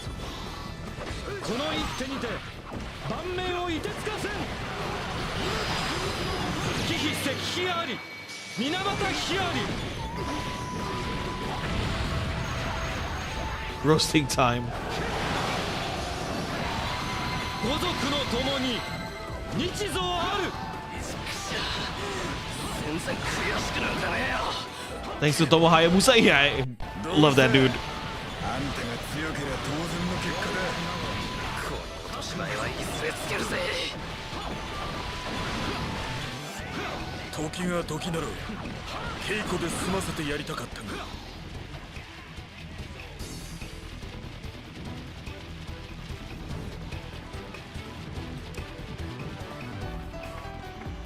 And people say Sengoku Basara's combat is simplistic. Get out of here.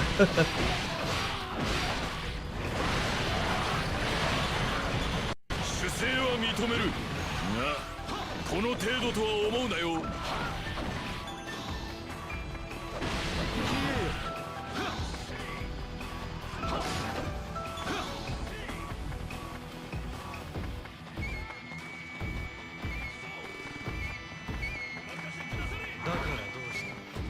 There's another one. No, no. I thought I saw a box here. この地での経 Like hell, they know the gimmicks.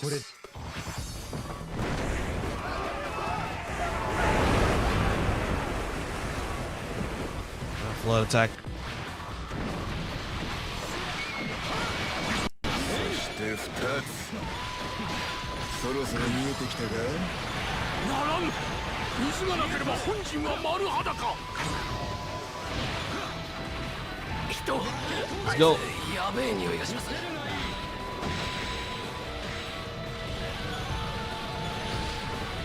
なんだかんだで中国って安泰だよな。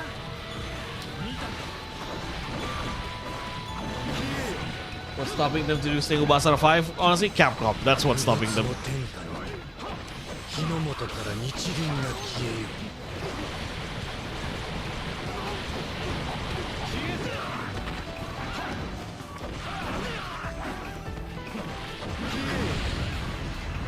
They're just licking the sprinkle on top of the Basara iceberg. No skill issues. それ以外に興味はない。手心と心などとうに焼き切った。あの日の小田原よりはマシだぜ。 Let's go.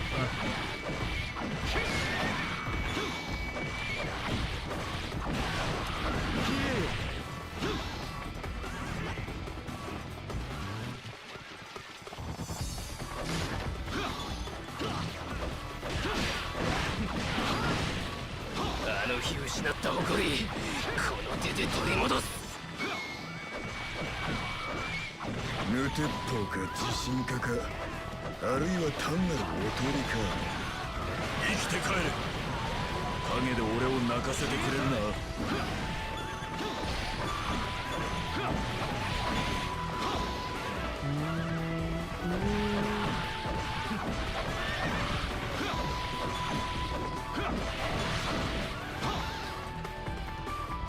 Firing squad. 絶対か。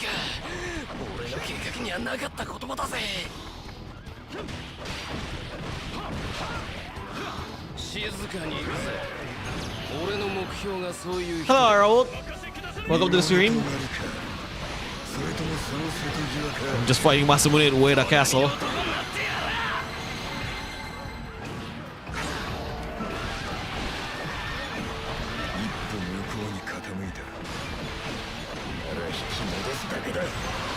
てめえの相手はそいつらじゃねえ。違うか。わかるぜ。人じゃねえんだ。 Let's go. 秋毛利の名を知らしめる石台となれ。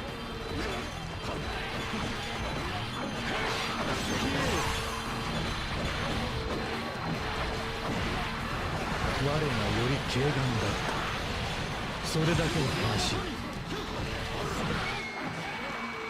中途半端な暴れっぷり。やるぜ。よう、これは喧嘩か殴り込みか。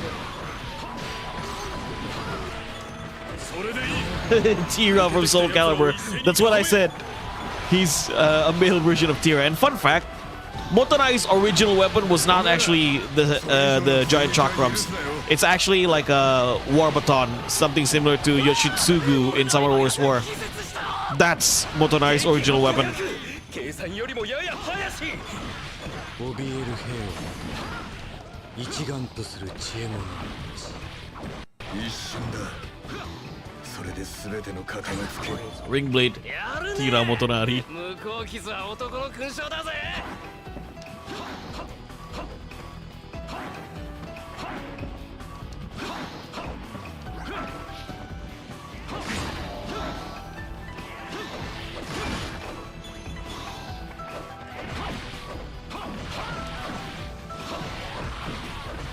I saw it in Devil Kings, yeah, in Sengoku Basara 1. And he's actually a clone of Kenshin with those war batons. Sorry, with a war baton.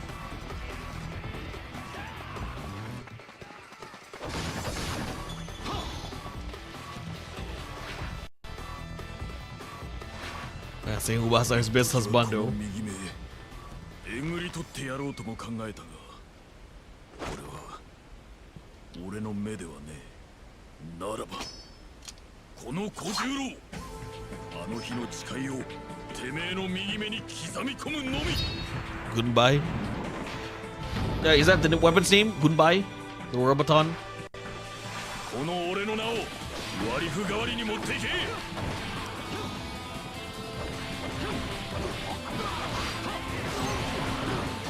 右目を名乗るをやめるがよい追っ払いますかぶん殴りますか最後まで闇も曲がりもしねえ。それだけだ。慌てるんじゃねえ。生き残るやつは生き残る。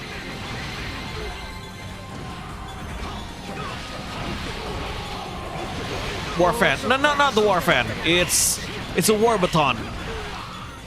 貴様を脅かす要石となってくる It's not something. It's not the one that Shingen used in Samurai Warriors. It's the one that Motonari, no, Yoshitsugu used in Samurai Wars 4. 今すぐ消し止めてご覧に入れる。てめえの覚悟が俺の背を震わせる。貴様らに心はいらぬ幾度も言わせるなはは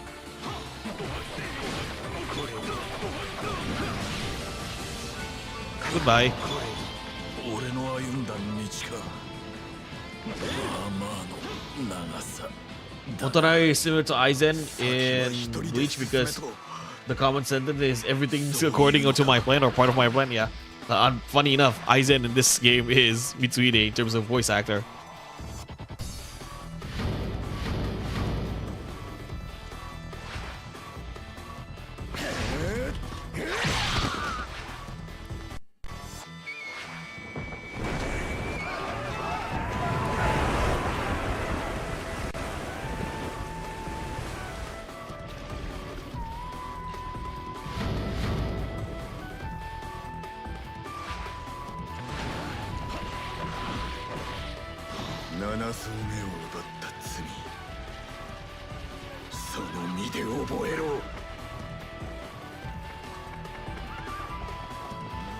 あんたと俺決意の重さは変わらねえ。寝させ最速やられるまでの話じゃねえぞ。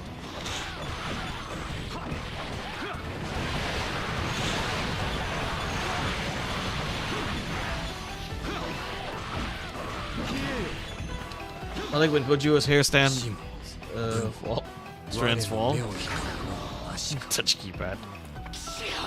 才能か才能なのか農民のためにも引けねえそれが約束だ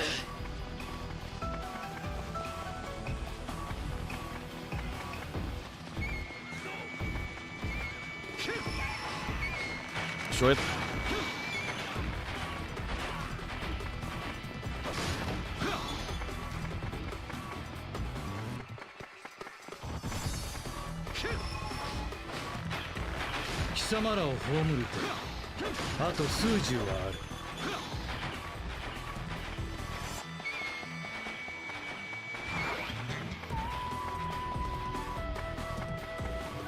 Well, again, at our world, that is a big if. A really, really big if. 行くぜアクセル全開ヒャッハ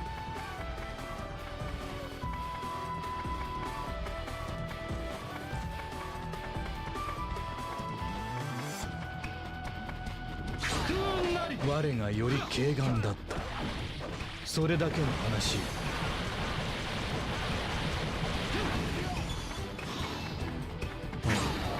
Got a weapon.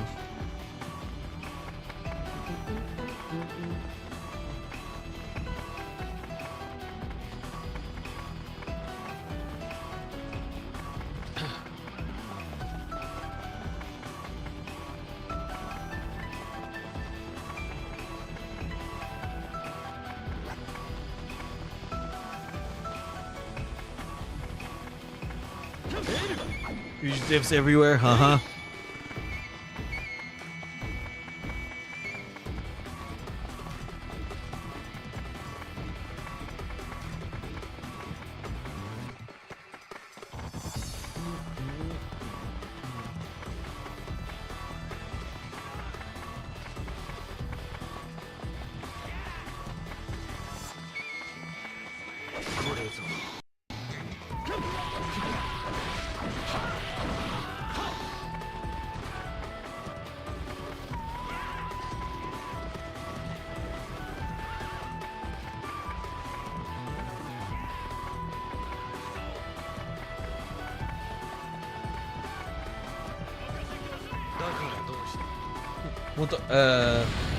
Motonari is actually fun when you know how to zone. If someone else game would be a good guy, we will see a relationship with Kazuya and Jin. Again, that is only if Sengoku Basara makes a comeback or there is a new Sengoku Basara game. 俺を壊そうとは。あんたも目が消えてるな。この心臓を狙うんなら今のうちだ。でなけりゃ。You're gonna be sorry. Okay? You're gonna be sorry. Okay? Last one! これでしまいにするか。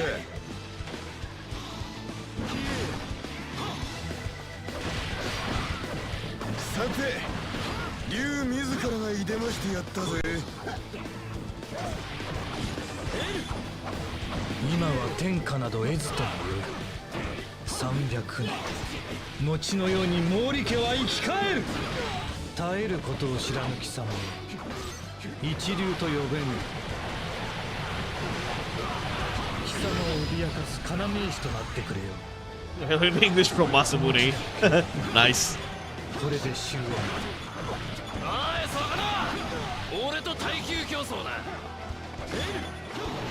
I missed some blue box. Oh. I missed some boxes. Wait. Let me get those boxes.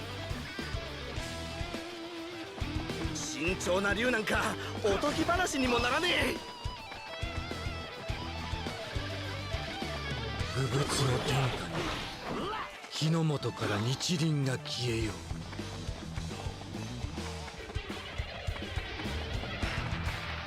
俺らは攻める方が得意でね。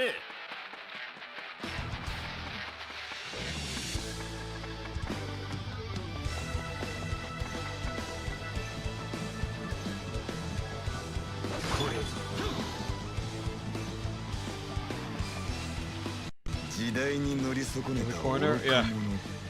I'm looking for it. 果たしてどっちかな。 No, I haven't watched Gakuen Basara. 今日がどうした。竜は滝を登るものだ。 There you go. Now it's complete.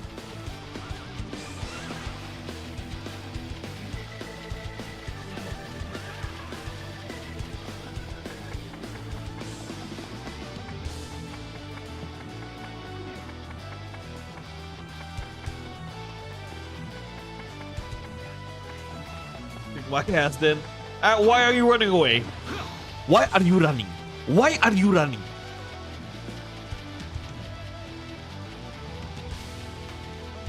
負幕を下ろすぜ。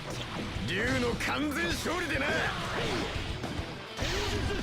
焼け焦げよ。消え去れ。水と勝負は濃い方がいい。だろ。 The main camp. Where? 地を宿す。 Want to take it to the main camp? All right. Let's take it to the main camp. 耐えよ。牧なるせい。世はいらん。言ってみろ。あんたが許せないことは何だ。焼け焦げよ。稲光だ。竜の爪に怒りが見える。 Oh, that was close. 小十郎、俺は誇れるか。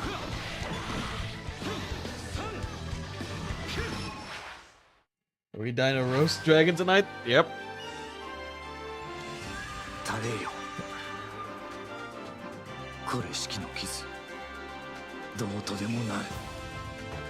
手駒の地で大地を人戸に濡らそうと我が一手にて追い詰めるのみ。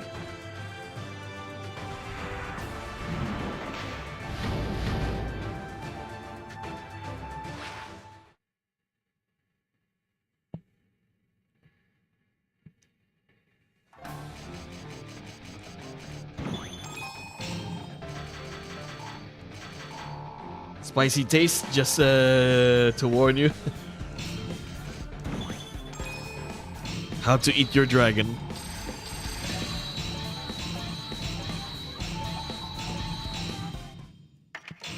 I want to ask this guy. 13 views, by the way. Thank you guys so much. I want to ask this to you guys. Have you been following the Stop Killing Games movement? It's an interesting story to follow as of late. Looks like Kenshin's my final opponent again. 我が標榜を変えここまで The movement itself is very intriguing because it's a topic that has been a big concern towards gamers, right? About game ownership, especially. So the starter, you could say, of the movement, Ross. His name is Ross, or Accursed, under the channel called Accursed Farms, is that he wanted to make sure that, but it's only Europe. I forgot why he was pushing this on Europe instead of I'm not sure he's from I think he's from America as well. I don't know. I kind of forgot why it was specific on Europe, but he hopes that now it's already that movement has 1 million signatures. Okay, ngantuk banget. Alright. Selamat malam, Tantio. That movement has like more than 1 million signatures, and good, you know, because the big concern about video games, a lot of modern AAA, is that, as Ross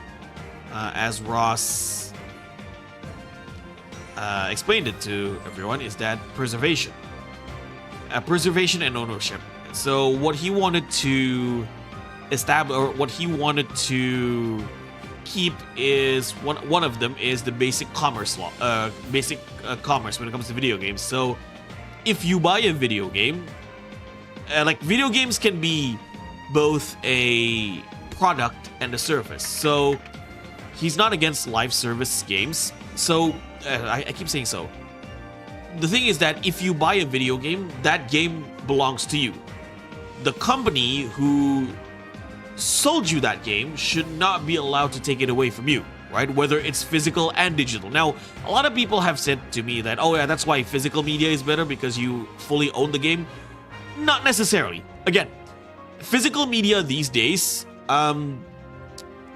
they're just the basic, they only have the basic content of the game. Some other content are are DLCs, right? Or if you buy a physical copy of that game, you only get the version 1 of the game. You don't actually get the complete version of the game unless the company resell that game as an ultimate edition. Like, I take for example, Mortal Kombat 1, right? Original Mortal Kombat 1. If you get Mortal Kombat 1, not the Ultimate Edition, you only get the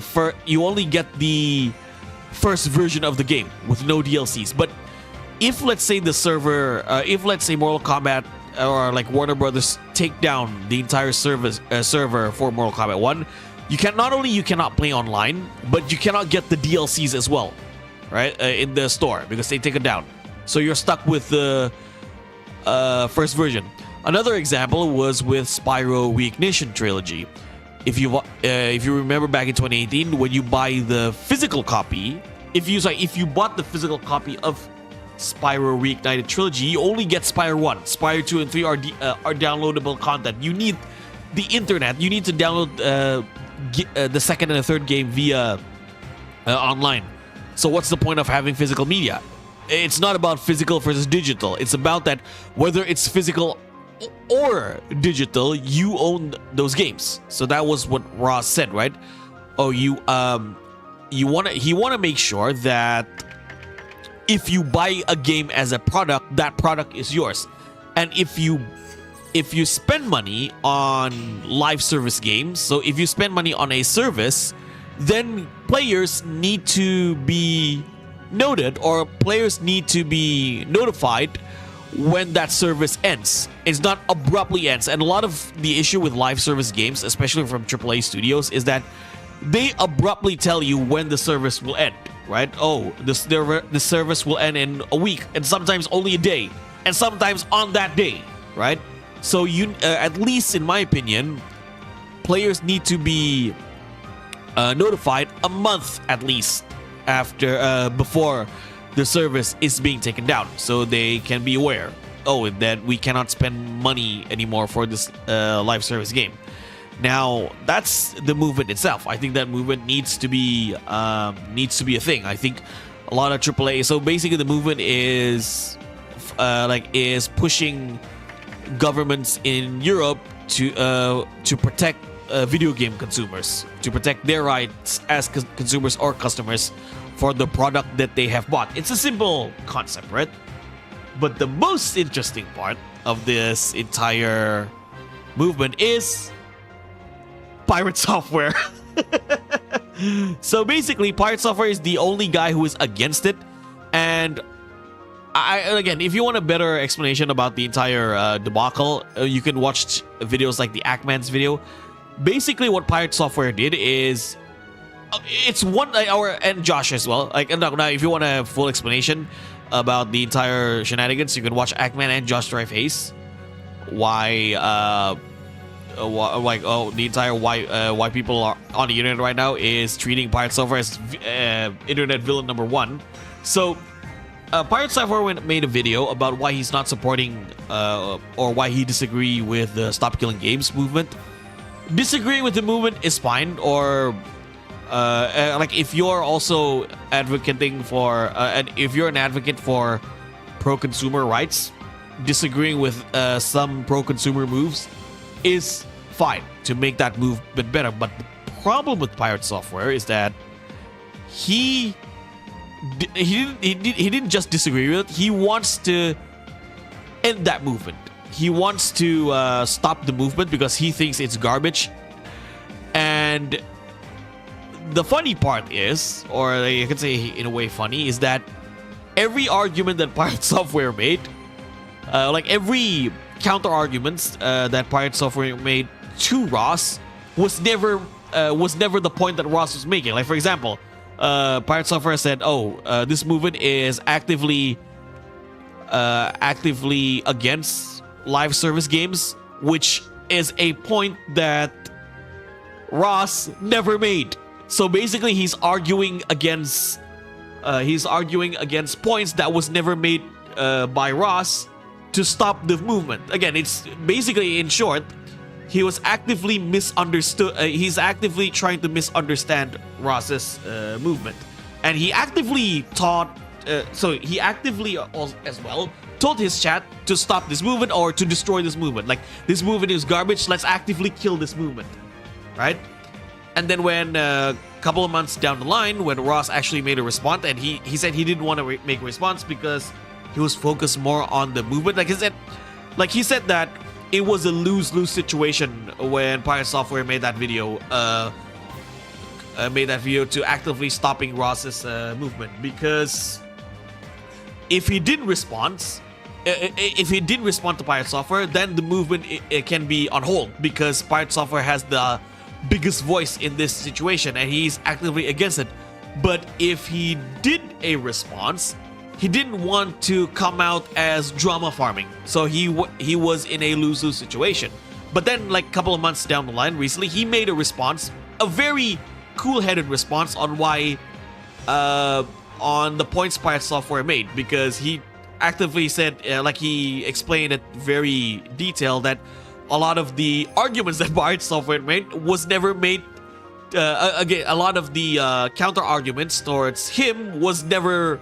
He never made those points to begin with, so he actively misunderstood Ross, and Ross did try to. He did try to reach out to Pirate Software, saying, "How about we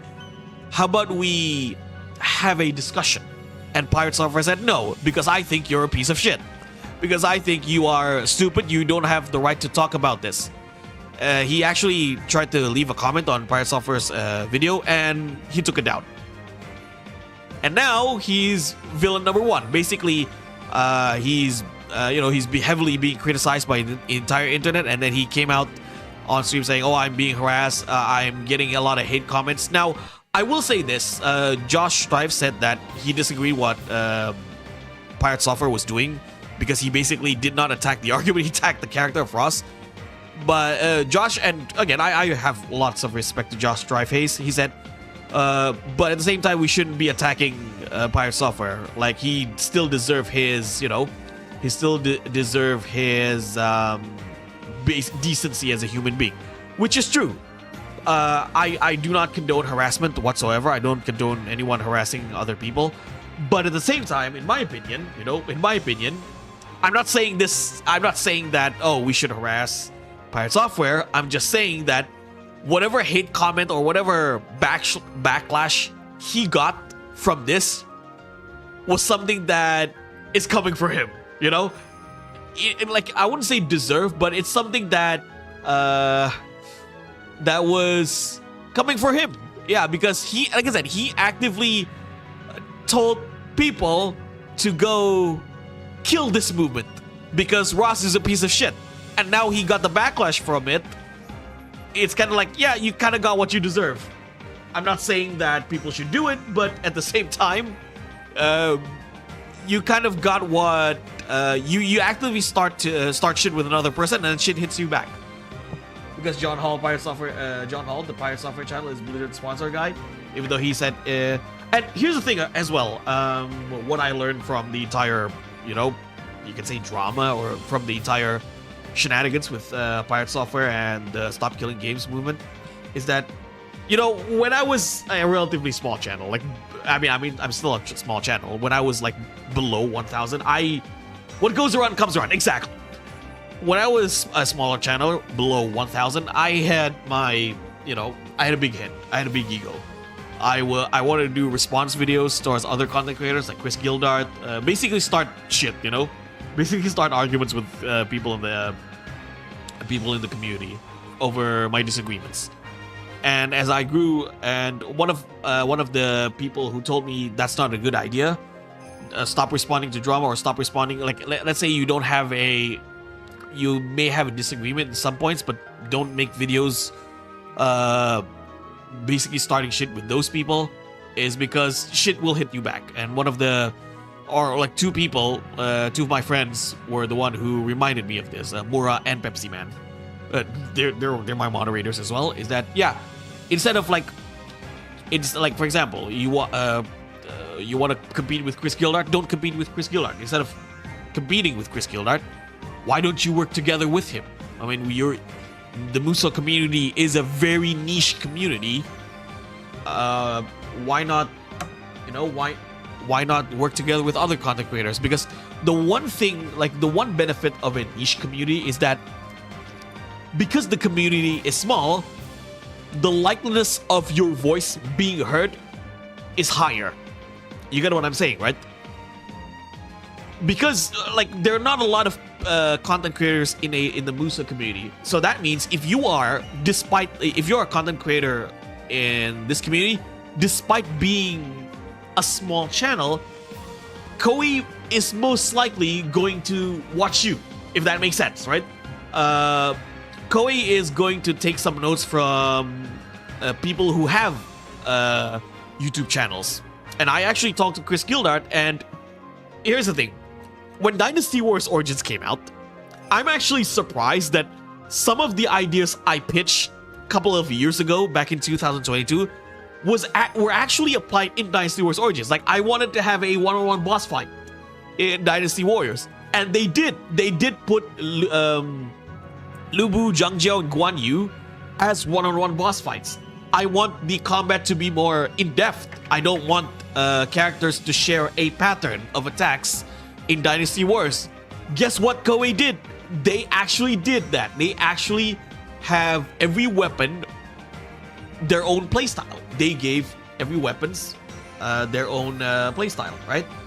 And there are a lot of other things that I put in that video that Koei actually... I also told in my video is that, oh, because they did they focus only on Oda Nobunaga's era in Summer Wars 5, maybe it's time, because I do like that idea, maybe they could do something like that for Dynasty Wars to flesh out the story.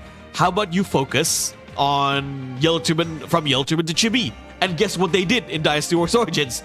They focused from Yellow Turban to Chibi.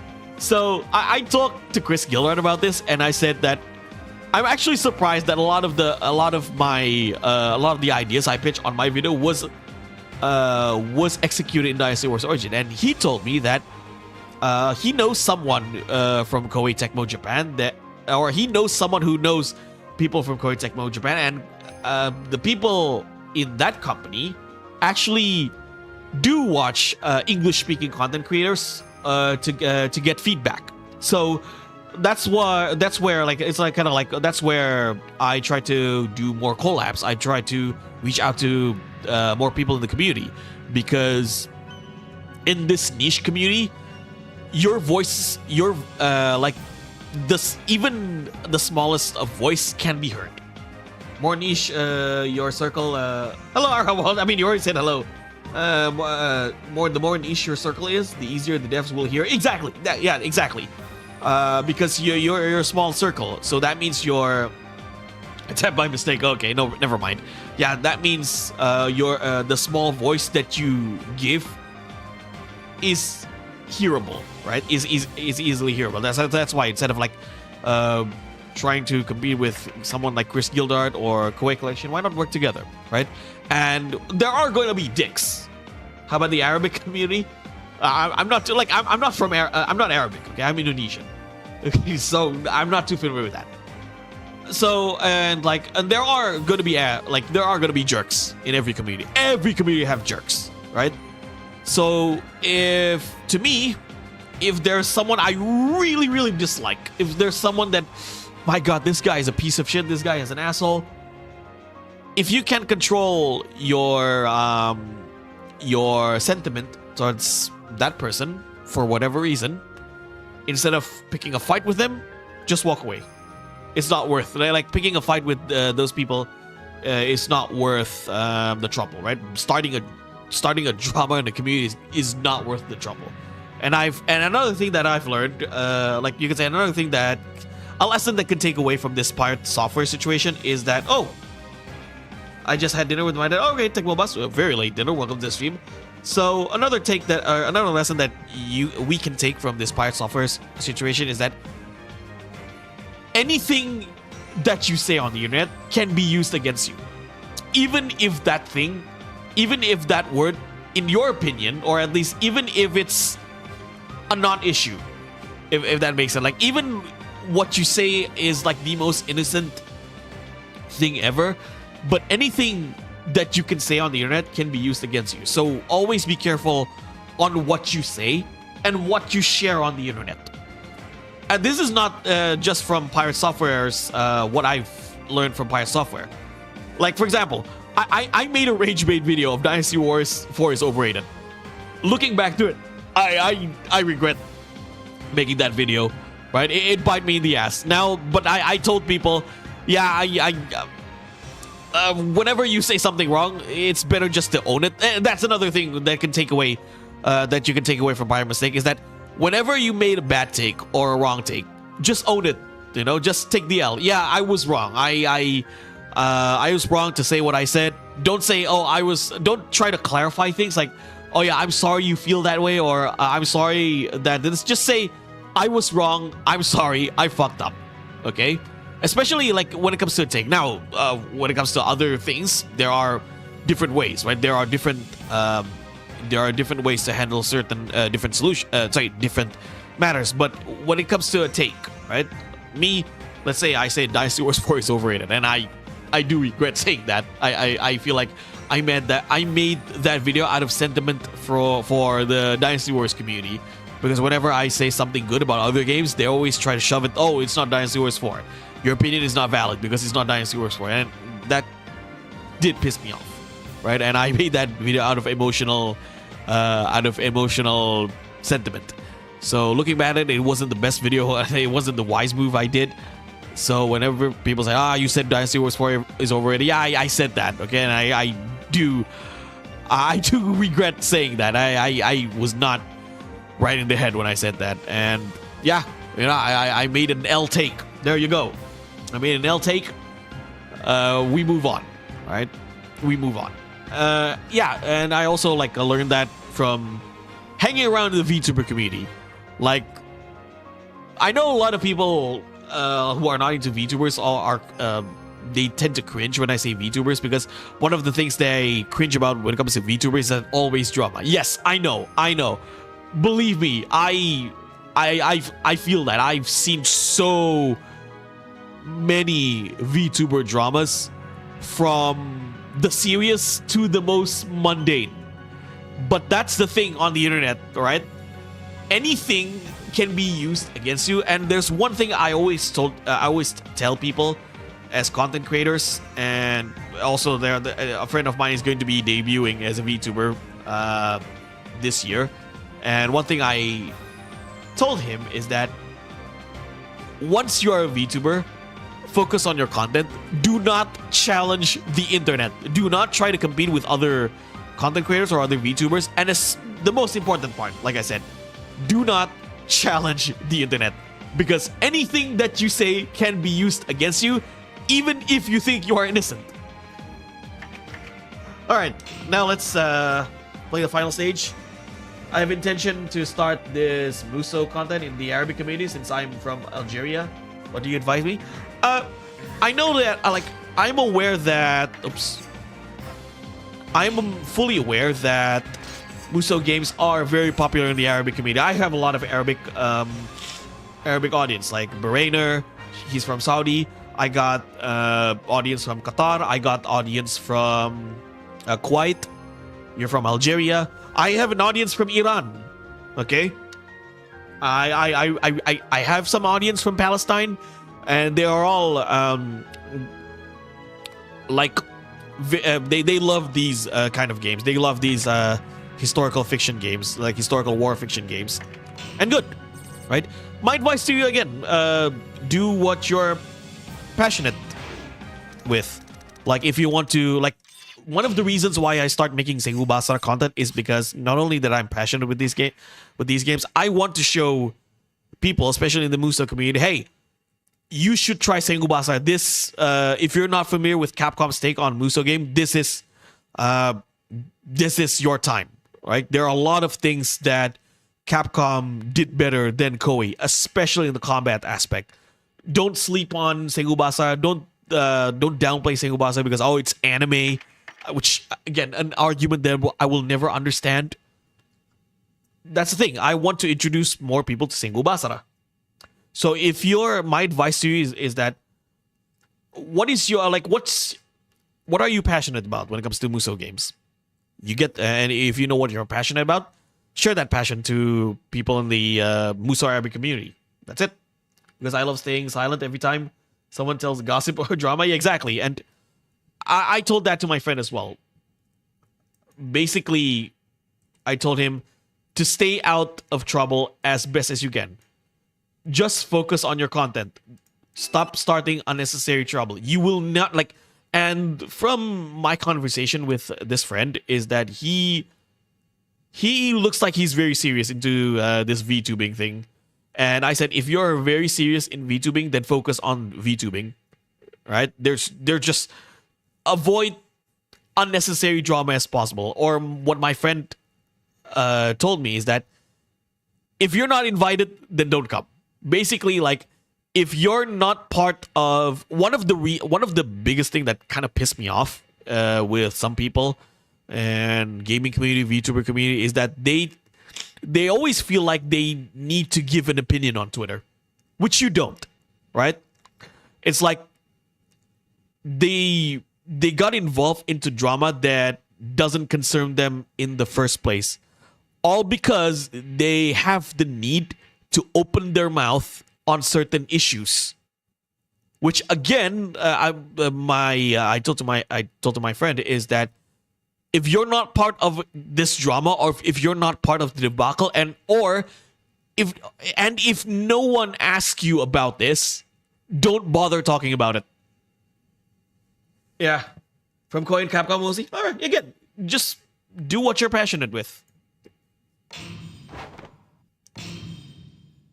私にとりかけがえなき6旅目この記憶に挑むそなたは何者か And one thing that again you could say I'm a little you could say bothered is that I don't like when people say this as a content creator. Never feed the troll, yeah. Or don't stick. What's the line here? Do not stick your nose onto someone else's business.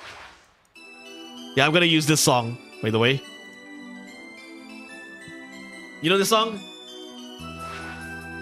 無敵の俺がいる限り川中島は絶対無敵描いて春から never ending story. Probably my favorite Gundam Wing music. いるのは無敵ばかり明日お手当ての日なのにやられてたまるか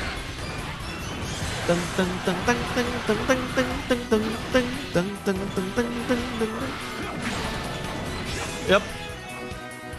Bro. 振り切るように羽ばたくあなたらくれなつらたらこの胸にないねあああああ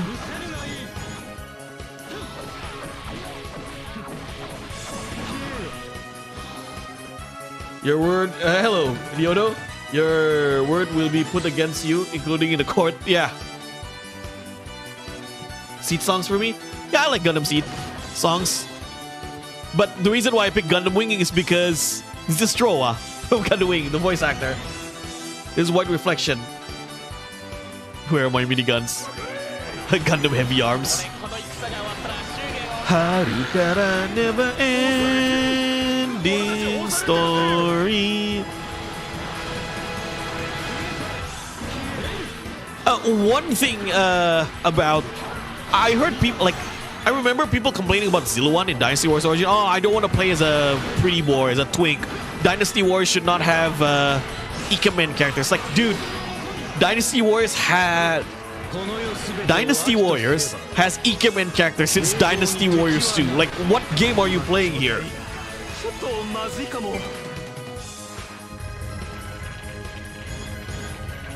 Wang Liu Mei's birthday was in 9th of July.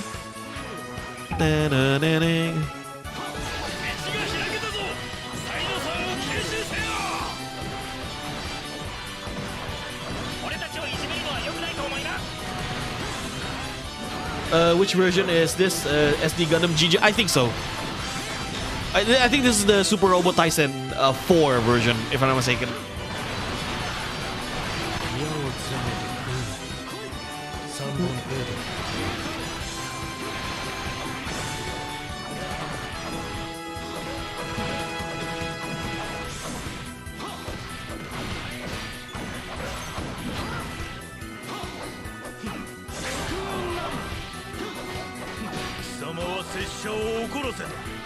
だ一つの失策よ。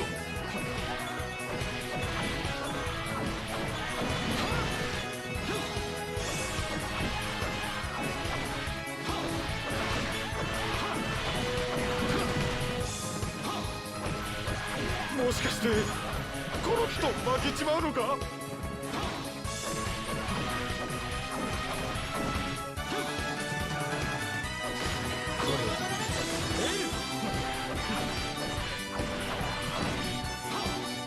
The Chinese girl from Gundam 00. Again, I haven't watched Gundam 00.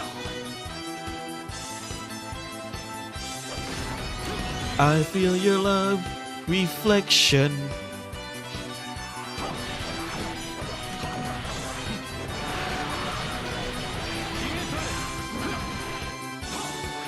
So going back to that issue, just to give a quick conclusion, always be wary of what you say online. Like, not everything you need to say and not everything you need to share on the internet.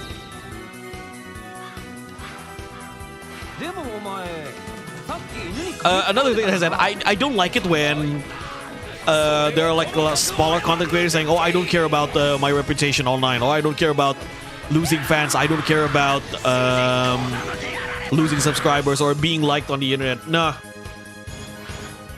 To me, that's counterproductive. Why? I personally, if you ask me, I'm just saying, I'm trying so hard to explain this. I will never say such thing. I will never say like, I don't care about losing subscribers. I don't care about being hated, or I don't care about losing my reputation, or like losing my career. You can say career as a gaming content creator. No, I care about those things. I care about my career. I care about my, my audience. I care about my subscribers. Like, I did not spend 5 years making YouTube videos just to do some silly shenanigans, right? Just to do silly shenanigans, losing my, you could say, losing my credit. Losing the things that I have built for 5 years, even if it's just small. I see that trend a little, quite often towards like smaller content creators. Yeah, you don't care about losing because you don't care to begin with. I'm trying to explain this, but I'm having difficulty. I'm kind of having difficulty on explaining this. I'm basically just trying to say that I don't buy this entire, especially from like small content creators who like to start drama. I don't care about losing sub. I don't care about my YouTube career. Nah, I call bullshit. If you don't care, that's because you never cared to begin with. I just care to do the right thing. No, it's not that you only care about to do the right thing. You cared what other people think about you. The fact that you say such things, the reason why I call it counterproductive is because you say those things because you want people to think you're to think you are this like some kind of badass, you can say, who, oh yeah, I don't care what people think. I will always do the right thing. You care what people think when at that point, because that's what you want people to think. It's kind of like what I remember in Game of Thrones, like it's what Tywin Lannister said to Jaime when Jaime said, oh, I don't care what people think. No, that's what you want people think, right? You care what people think. You want people to think that you don't care what they think, if that makes sense. Be wise, exactly, be wise. Gundam is basically a mix of wing and seed with some interesting secret sauce added to make it different. It's good though. And a lot of fan service, I'm sure. Just like Tumix on Tumix other title, Last Impression. Yeah, that's another good song. Yeah, I get you wouldn't even bring the topic if you didn't care in the first place. Exactly. I don't care what people. I don't care what other people think of me. No, you care what other people think of you. You want people to think that you don't care what they think.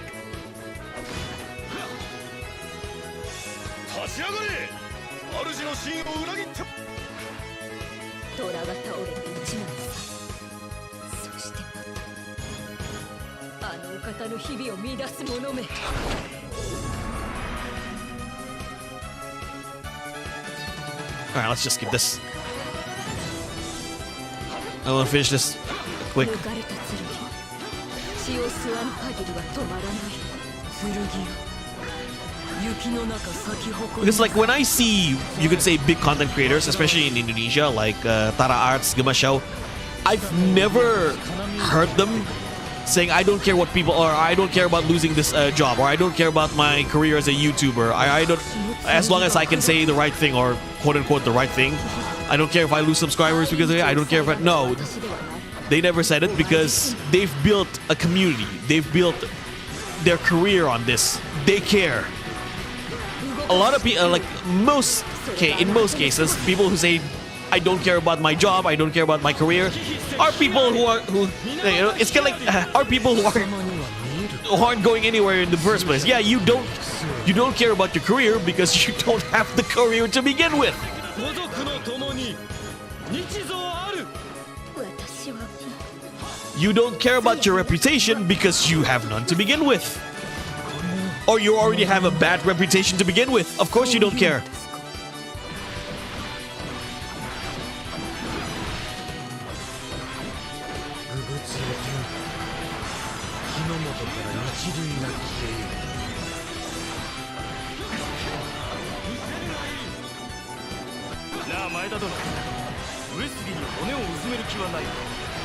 Like there are like some VTubers I heard like, oh, I don't care about my name as a VTuber. I don't care about my career as a VTuber.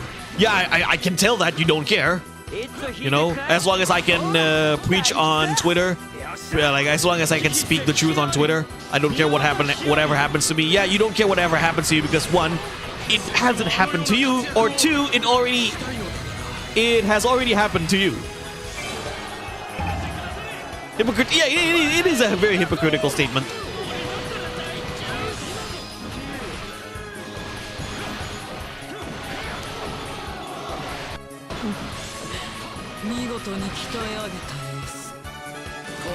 It's kind of like, okay, this is a trend I've seen as well within the Indonesian VTuber community, because I know like some smaller VTubers, and I'm not saying that based on channel size alone, is that they like to yap a lot on Twitter, right?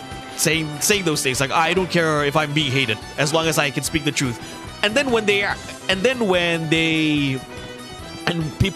when people called them problematic, they got called out or they became actually hated. You know what they did? They said, "Oh, why am I hated?" And they went on stream kind of like you know, in a sad manner. Oh, what is my problem? Why do people hate me? Or why do nobody wants to have? I'm just here to have fun. Or that's kind of like basically playing the victim. I mean, you're the one who actively said that. Oh, you don't care if you're hated, but now you're hated. All of a sudden, you're playing the victim, saying, "Oh, why am I hated?" And that's the thing. Like I said, that's the thing. Everything that you say on the internet can be used against you. Or, so be wary of the statements that you make on the internet. Be wise on the statements on what you say on the internet.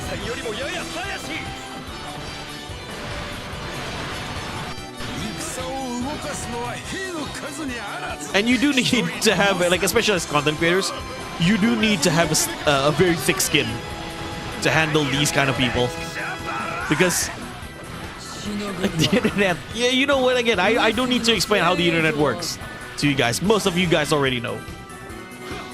The true person who didn't care are the ones who didn't bring the topic, and when others ask about why, they kind of, I don't know.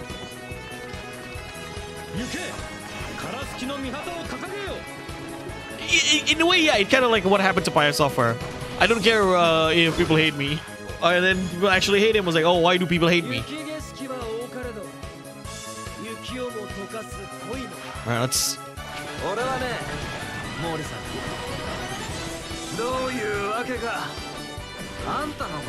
And also, just be nice to other people. I don't know why it's a hard concept to understand. And Josh Strife said it best, you know? You can never, about internet arguments, right?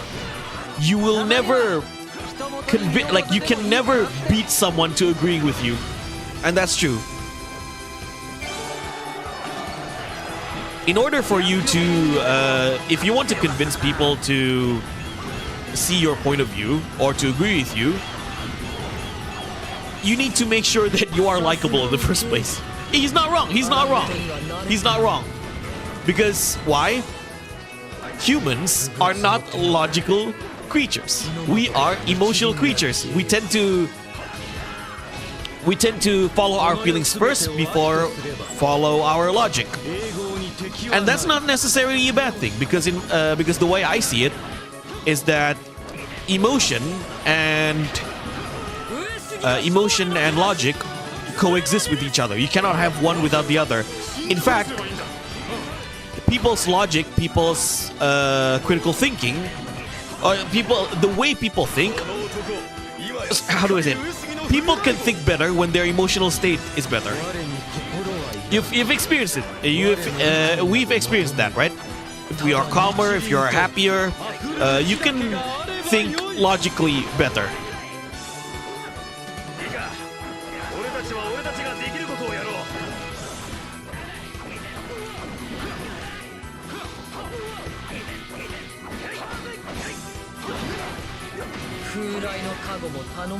Yeah, exactly. Be respectful. I get this vibe from Just Our Face. Which one? The true person who didn't care are the ones who didn't bring the topic. Or I would say people who don't bring up certain topics, they do care. They do care about other things.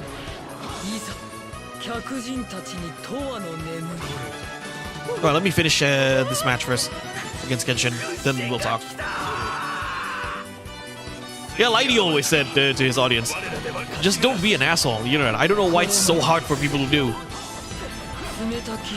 Yeah, because I think it's hard for people to not be an asshole because everyone feels like they need to be validated. Everyone feels like they need to make a point, and I've been there.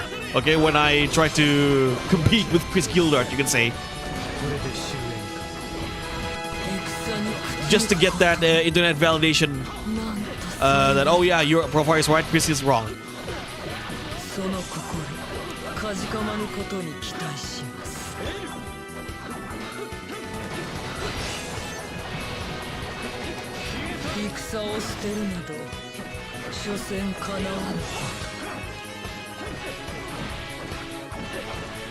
Okay, turn on the music back.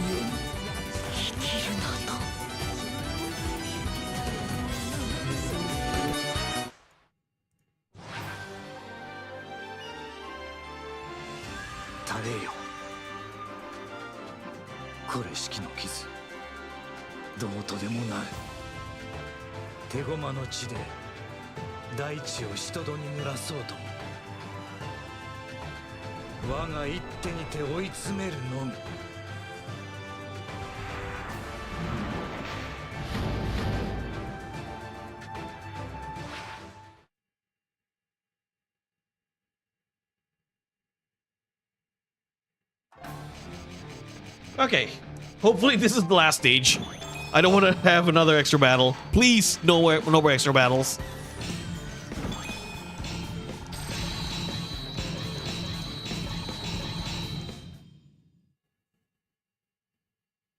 When you have a bad day, yeah, exactly. When you have a bad day, doesn't mean you're allowed to be a jerk to it. Be a jerk. True. And like I said in the last stream, I don't like this idea. Oh, he's a villain because people treat him badly, so he has the right to treat other people badly. Well, if that's the case, then people who treat him badly have all the rights to treat him badly.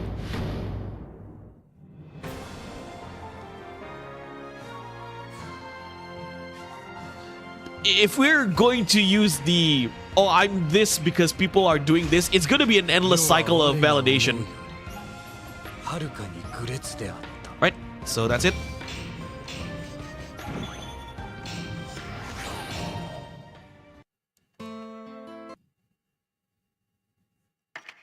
I'm a villain. I'm a bad guy because these bad people have treated me badly. Oh, I guess the people who treated you badly have been treated badly by other people as well. So by that logic, they have all the right to treat you badly. See? All right. I think that's enough, ladies and gentlemen. That's enough yapping from Profar here. We are 4 characters away before ending the Basara 3 Utage live stream marathon, so I can play another game. My friend Mora told me to stream Clair Obscur. I don't know. Maybe I will stream that Clair Obscur on this channel.